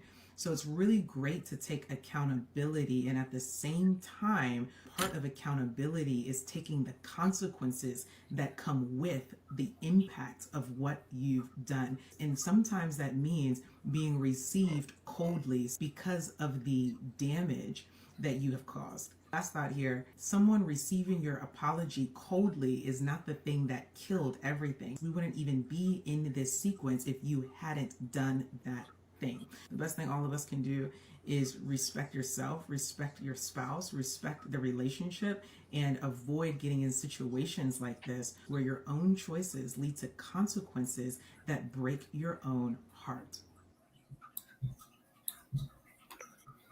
What do you think about that? Yeah, that was a definitely a master class on projection and just not being accountable. That was that. She broke that situation down. Man, Taylor Chandler. I am Taylor Chandler. Y'all need to go follow her on TikTok and IG. She always is coaching women up and dropping some very, very succinct analysis on stuff. I like the fact that she brought it back to just say, hey, we just gonna talk about Cardi. Screw the fact that Offset cheated and all this other stuff, right? I'm not gonna do anything that lessens my opportunities and access to me. Meaning, like, it's not a flex to go out here and put yourself in a disadvantaged position. We're talking about the residual of it all. Like, okay, she go out here and cheat, and while she's still pregnant too, accepting everything as is being said. Why would you do that? Why would you move that way when everything's being documented video wise, and your kid's gonna grow up one day and go on YouTube and type in your name, and everything associated with your name, good, bad, and different, is gonna give them the truth, and not necessarily, well, the truth as the world documented it. How they synthesize it and line it up and choose to aim it at their parent is something else. See, that's the lucky part that the generation of parents that existed before us that raised us, they lucky they didn't have the internet, because most people that's in our age bracket come from families that still got a ton of secrets that they still lying about to their deathbed. But this right here, this is everything that they've done, for the most part. These are the blanks that's going to get filled in, and they get to compare it to the way that they're being raised. You know what I'm saying? In real time. But why would you put your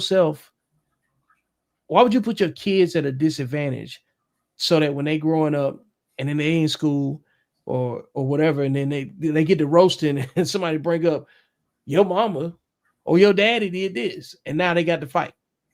Because we're not gonna act like this stuff don't happen, And of course, these kids that they raise in a privileged lifestyle, they're not gonna have to deal with that the same way that a non-celebrity would. But they got non-celebrities that's living this life too, making the same decisions with the same kind of parents. Okay, so Jessica Lynn Frazier says he cheated, she left. Now she's the cheater. I don't know about this one here. She's been cheating, didn't like if she did.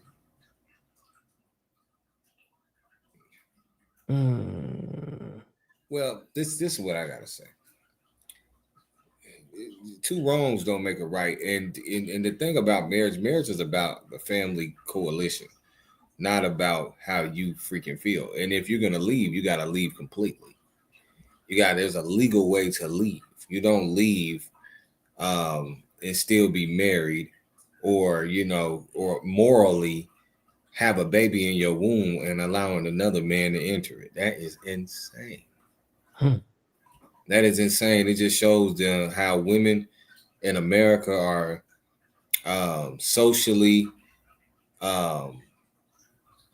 they're socially promoted to do whatever they feel and not what's in the best interest of everybody. Yeah. Yeah. Yeah, she's a cheater. She's a dormant cheater. If all it took was for somebody else to do it and to trigger that type of response, it was always inside of her, man. She was gonna do it anyway. Yeah, she a dormant cheater, man. Let's move on to the next video. I got something for you.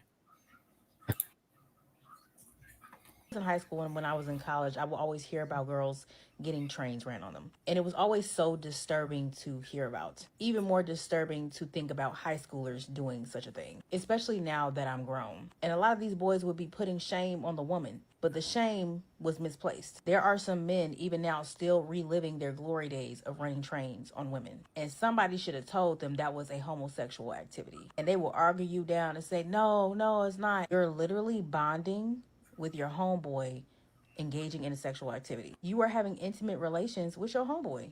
And I hate to get explicit, but you're all exposed. You've seen each other's privates. You've seen each other naked. You're penetrating the same woman. Soul ties everywhere. You literally were bonding and creating multiple soul ties with all the men involved and that woman. Somebody should have told y'all that participating in activities like that opens the door for homosexuality. And men rejoicing in that is not anything to be proud of. You shouldn't even want to tell people you did that. I've even seen men bring it up online and be just laughing. You shouldn't even be laughing. You even laughing at it should be sus. Matter of fact, you should be apologizing. Even if she was a willing participant, you should be feeling sick to your stomach. You even did that. Even exposed yourself to that or exposed somebody else to that. Like, people be laughing, but that is legit trauma for everybody involved. And if you engaging in stuff like that, you need to stop, because it's going to open the door for you to be more than what you want to be. Because a lot of those men that participated in that ended up venturing off into some other stuff to scratch that itch. Some of y'all need to repent for real. And I feel like a lot of boys were doing this too young because they were exposed to porn too early, or they were being touched. And they went to school or wherever and began to influence other boys. Imagine being that young and being that perverted for that long. What do you think that's going to do to their brain? Y'all got to protect these boys. And be that. Don't be in front of us and acting like a straight up G, and then you get over here and you letting these boys bust up your back. Because you know, it gonna come to the light. And yeah, I want to put that out there, man. This man ain't never seen me naked. I ain't never seen him naked. We don't desire to do no shit like that. We ain't going out like that. And we were wild young teenagers. And we before that X, that X, yeah. A lot of that shit fucking with a lot of these boys' heads. I don't know. Maybe they using X as an excuse to open them doors that they really want to open, you know. I threw the Pimp C clip on at the end of that video. But what you got to say about that, bro? I think it's true. I do too.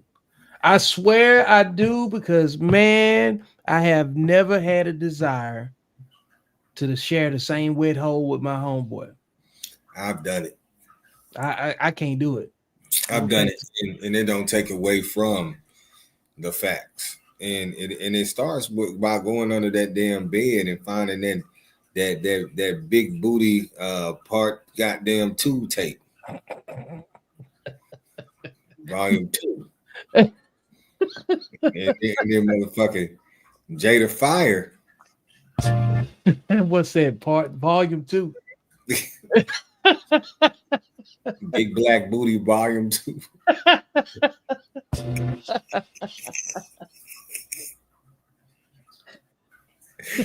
Stupid, man. You was an idiot, man.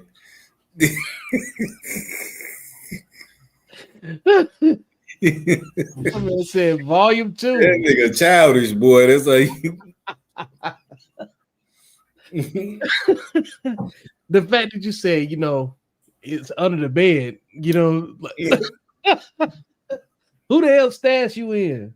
Shit, we was in all them niggas stashes. Volume 2. Motherfucker, whole scene come on as soon as that motherfucker come in.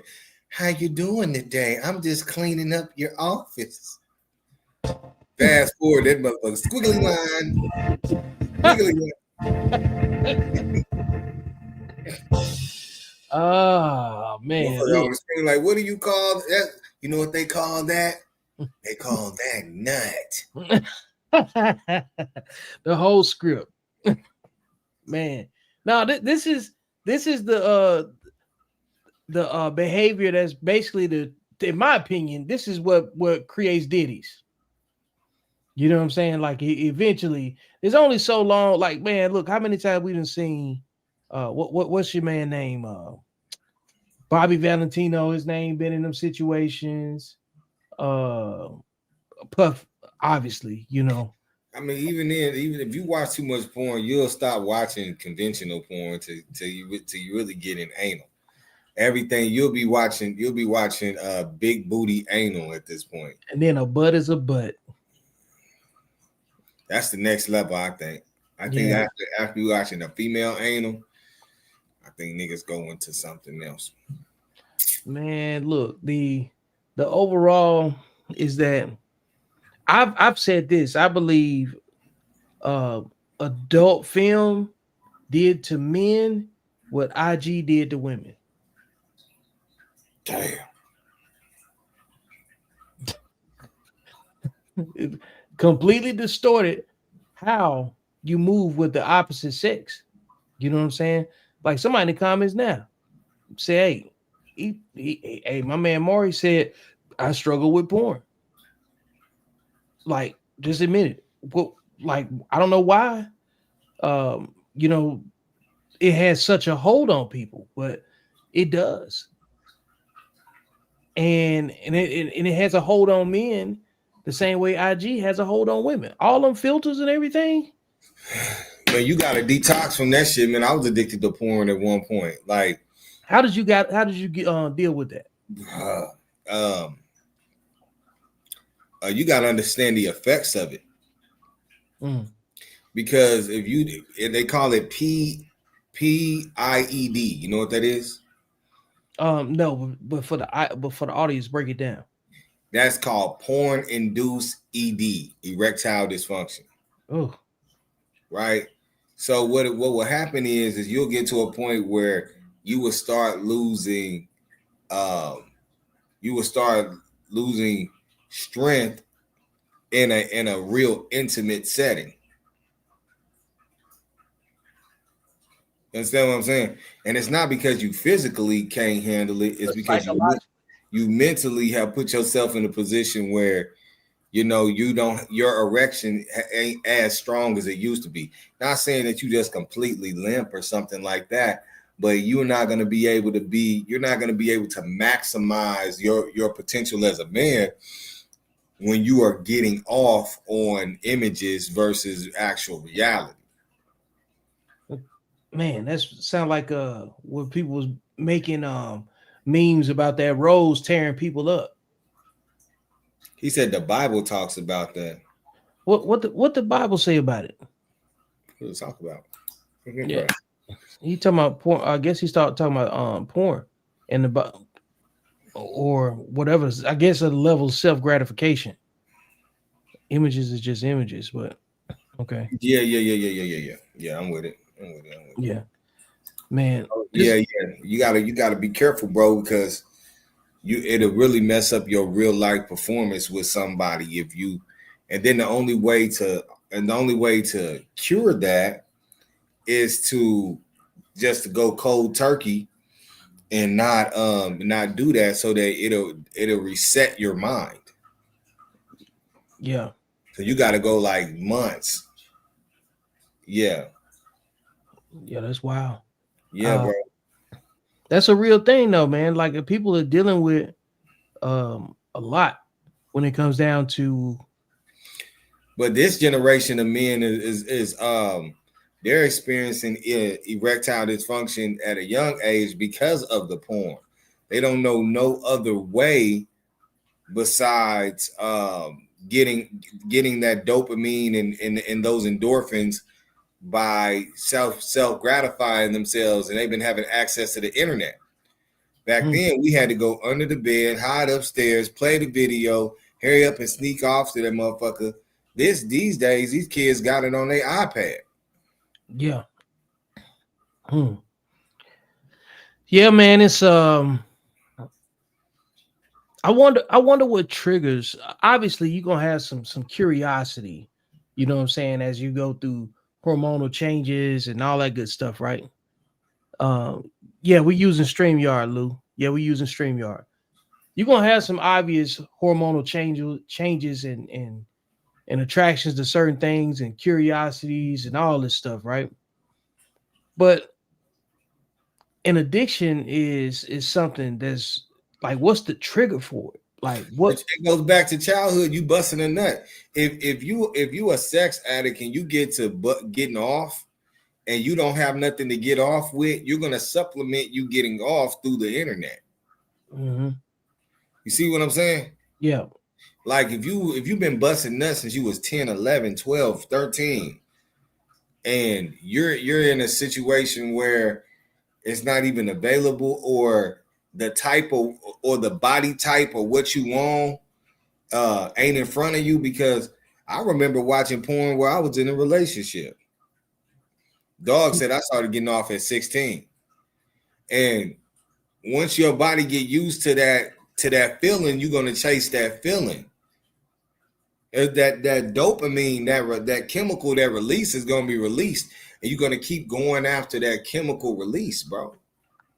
That's exactly why I said poor sexual discipline is a mental illness. It definitely is a mental illness. You'll be in the There's niggas out there that go to break on work and jack off in the toilet, nigga, just to motherfucking get it, just to rejuvenate. It's like smoking a cigarette. Damn. Yeah, man. I've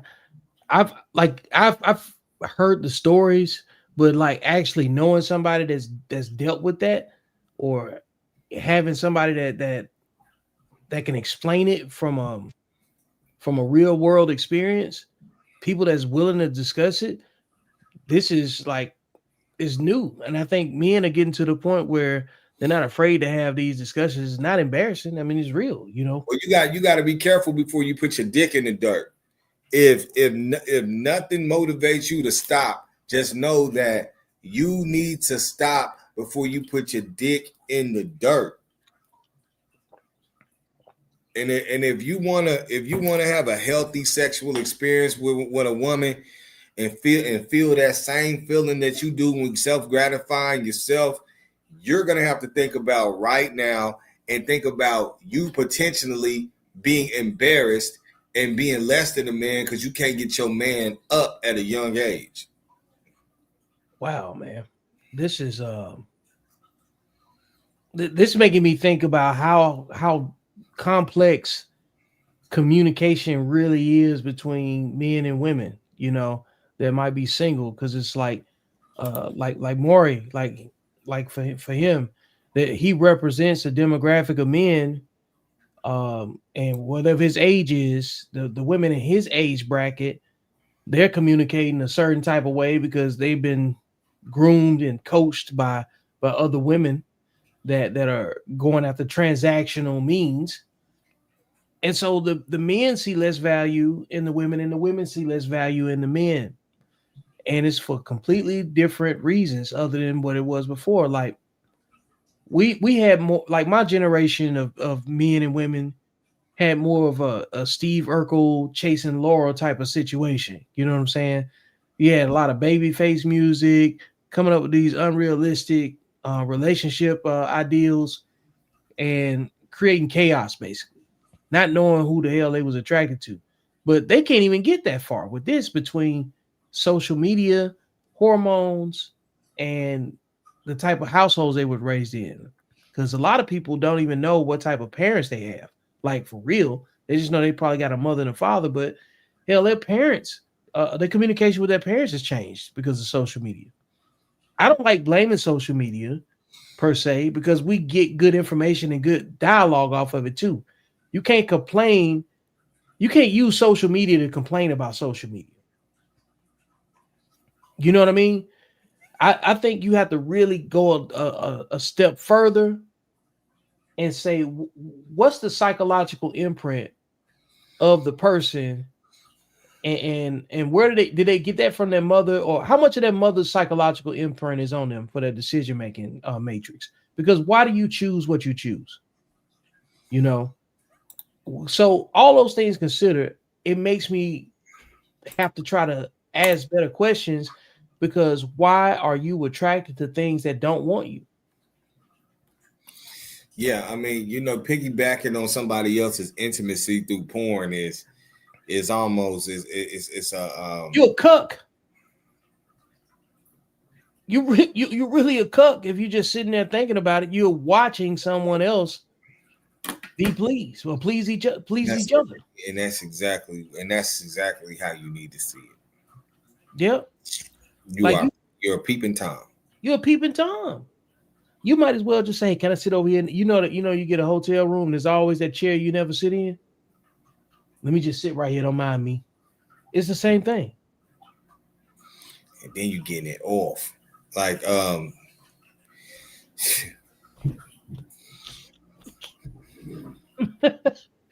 yo, it's like, right there, Maury being real honest tonight.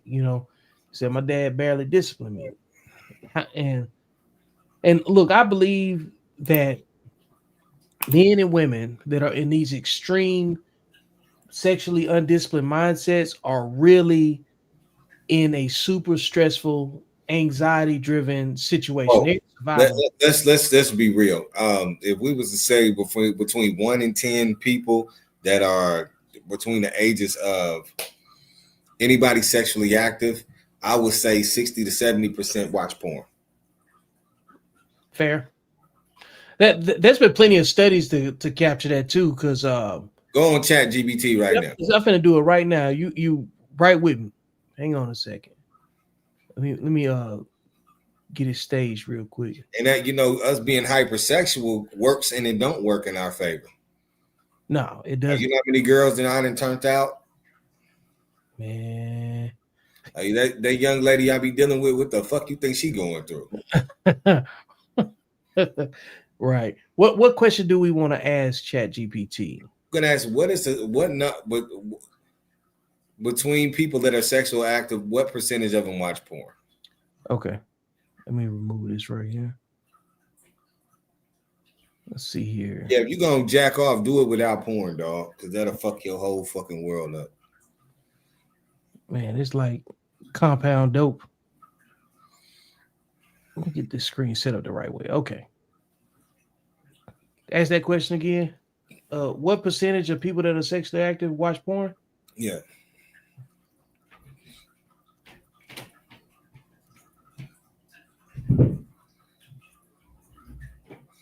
Well, use your motherfucking imagination, nigga. We'll start with this one right here.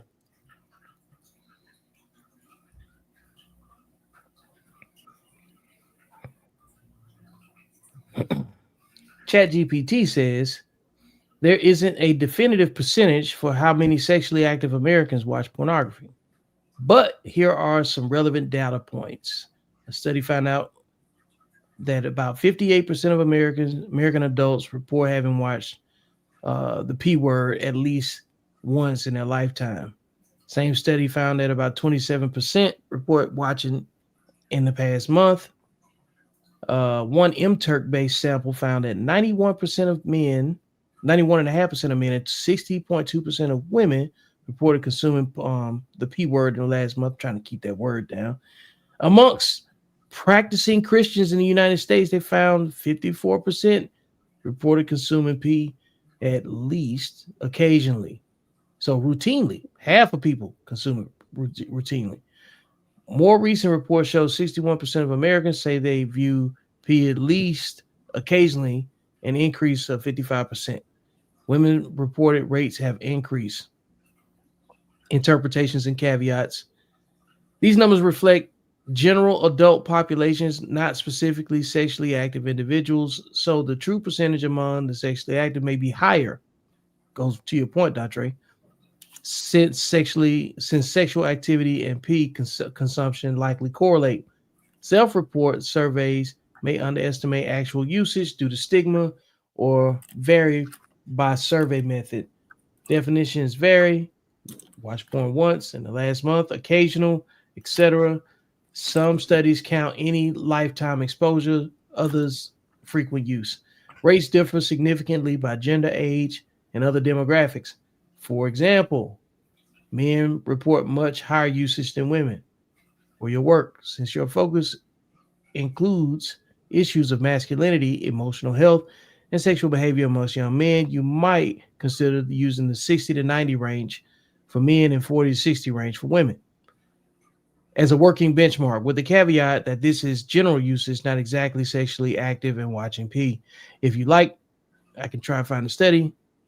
All right, chat, you've done a good job so far. So this is how would it call cancer though?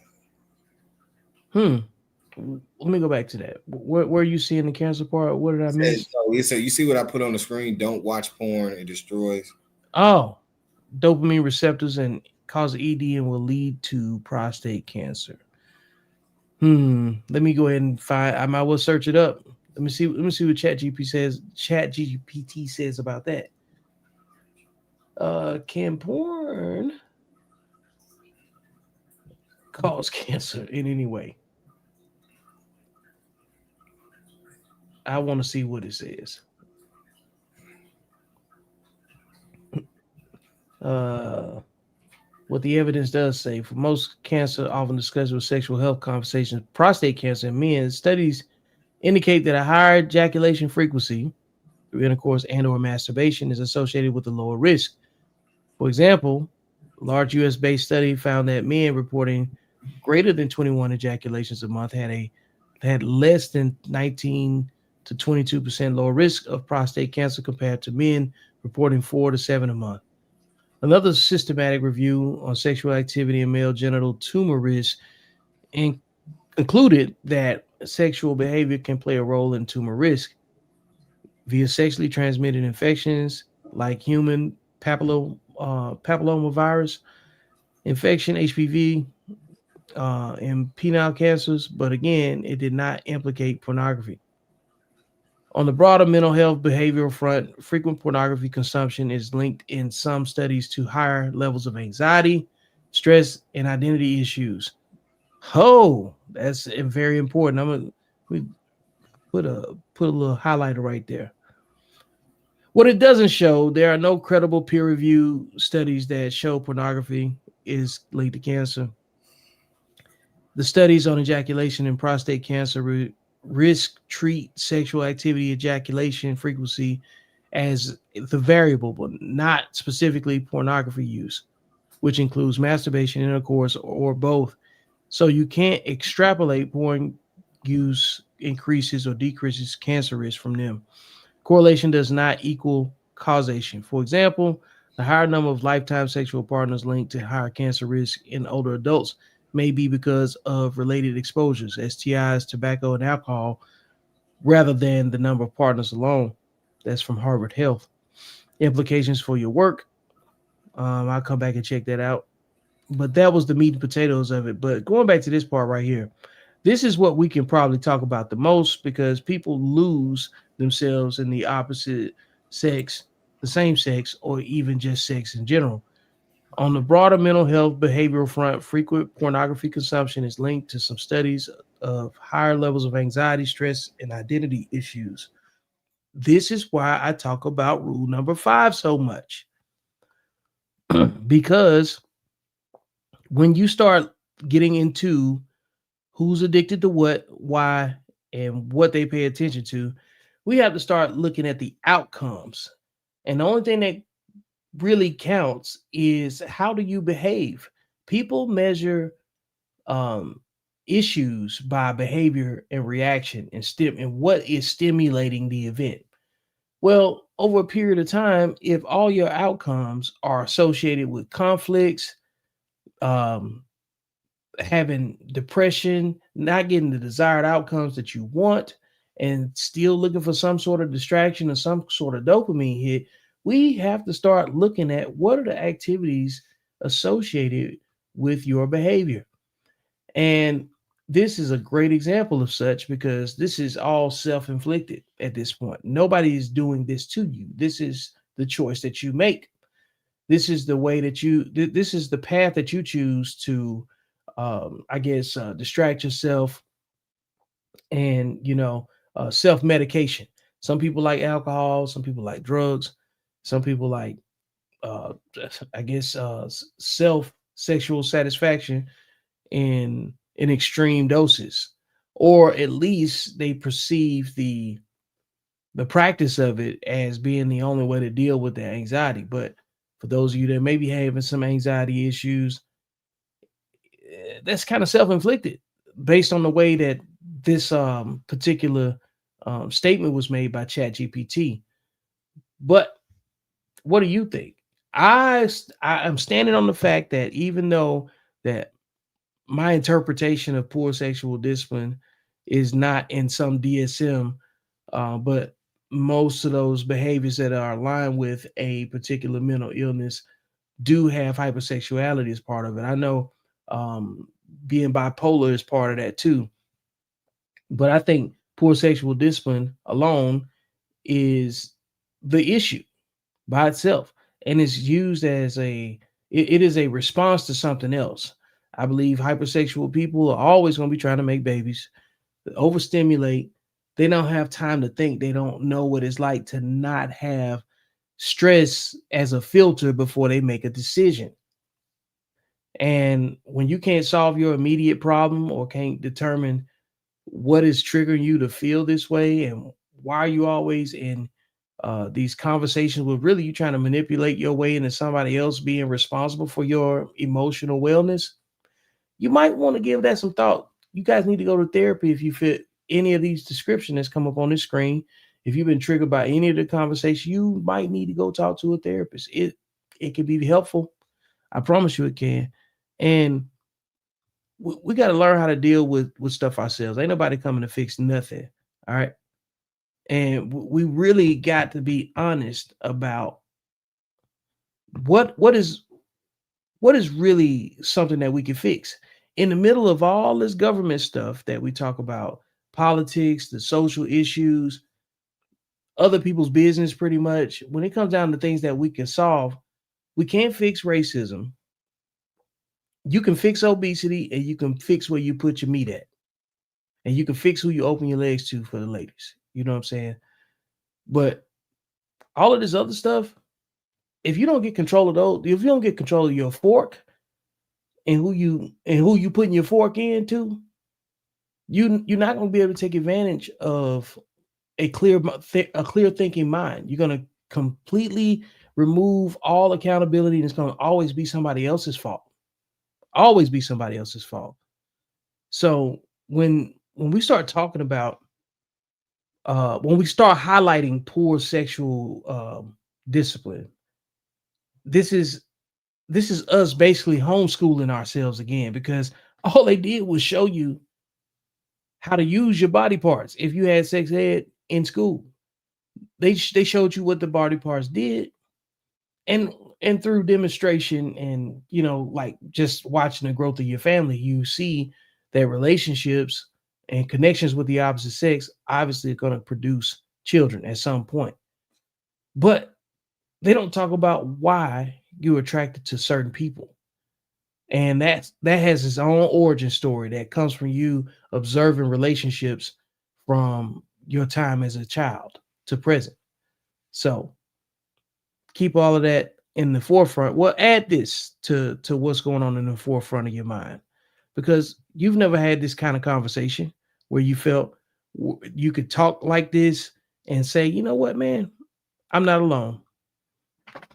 And eventually we're going to all have to account for the way that we move and what we think and where we want to be.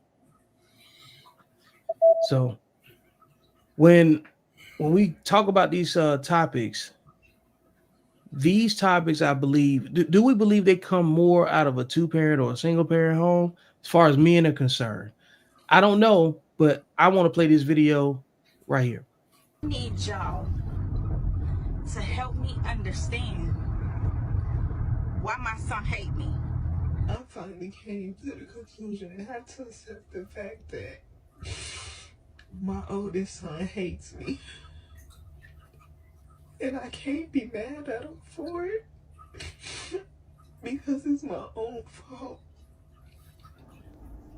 I am just really sad today.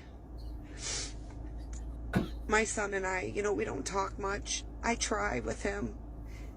He just doesn't like me. I was 19 when I had him, and I made a lot of mistakes as a parent, and I've been trying to make up for it. And he just hates me so much. And it hurts so bad. He's my only child. And I just want him to love me, and he doesn't. He just hates his mother. It's so hard. It is extremely painful to love a child that does not love you back, especially after you have been really good to them. Y'all know I'm a mama for my oldest child is 17-year-old, and I'm just gonna say I feel like Jit don't like me. I feel like Jit do not like me, and I can't fathom why. That's a whole nother show. High level manipulation. Yeah. Next week's show, we're gonna definitely address why children hate single mothers. Got to.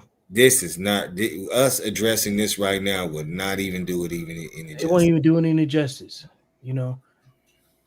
But talk about the manipulation though. Because think about this.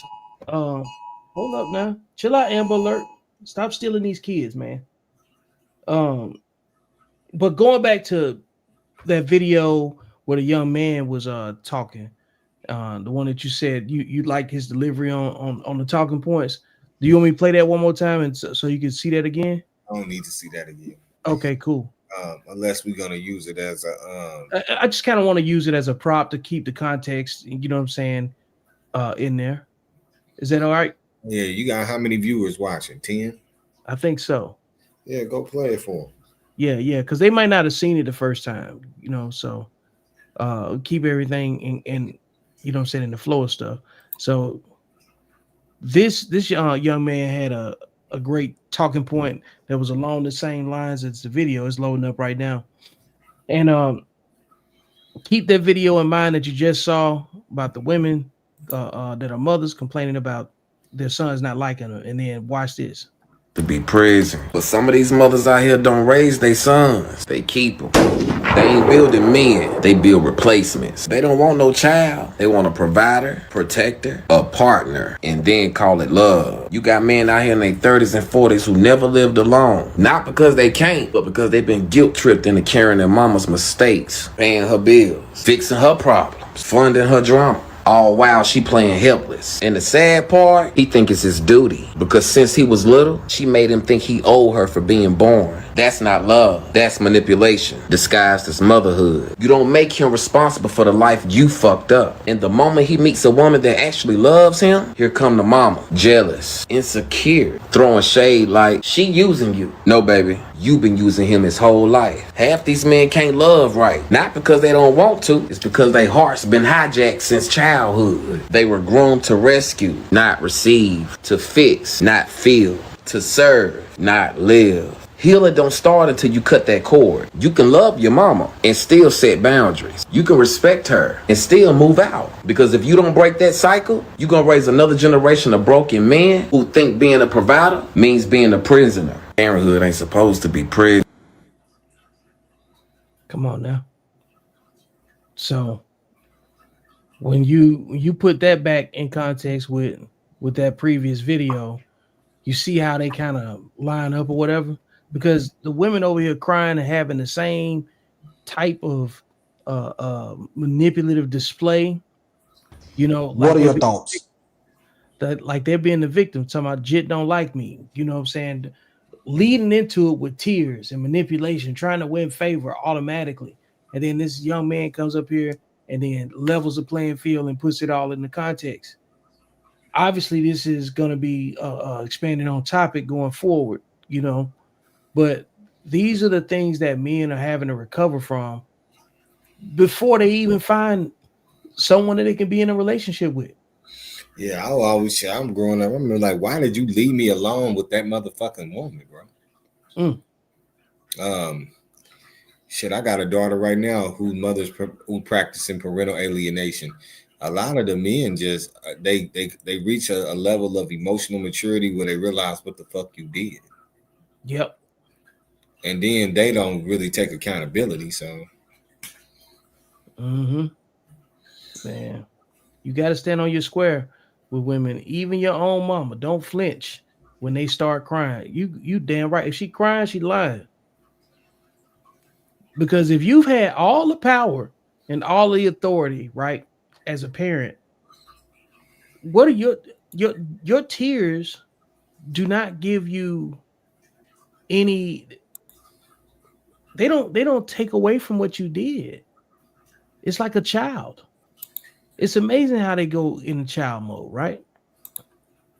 Because they wouldn't accept that. How many times when you was a kid, right, and your mom say, "I give you something to cry about," or you, even if nobody said that to you, you know, adults that every child has heard that phrase before. It's amazing how parents can make excuses that they wouldn't accept from their own kids. Yeah, G. And we had a good show tonight. Yeah, man, it was amazing. We had a really good show. Yeah.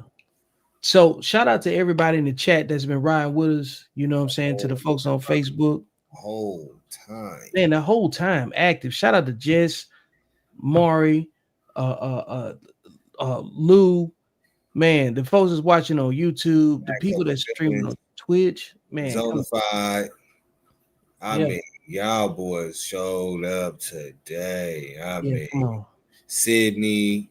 Yeah, shout out to Sydney. Always. Ryan. Hey man, shout out to Eric. Shout out to Xavier Clager. Shout out to Jalen Bossway. Man, who else I need to shout out for? Man, come on. Yeah, man. Look, we gotta keep it 1,000 with the folks that ride with us. You know what I'm saying? Because we got a bigger mission. You know what I'm saying? And we're just gonna keep it popping. And I know eventually we want to get to doing more shows, but life be life, and we try to squeeze out. We squeeze out. You know what I'm saying? At least one show a week, and it's gonna get better. I promise you that. Shout out to Rashida. Mm-hmm. Shout out to Sam. Mm-hmm. Shout out to Benjamin. Yeah. Shout out to everybody. James Manley's on the 5 networks. That's definitely it. I'm over here digging in my nose, y'all. Yeah. It is what it is. I put boogers. If you in a relationship with me, I'll put a booger on you.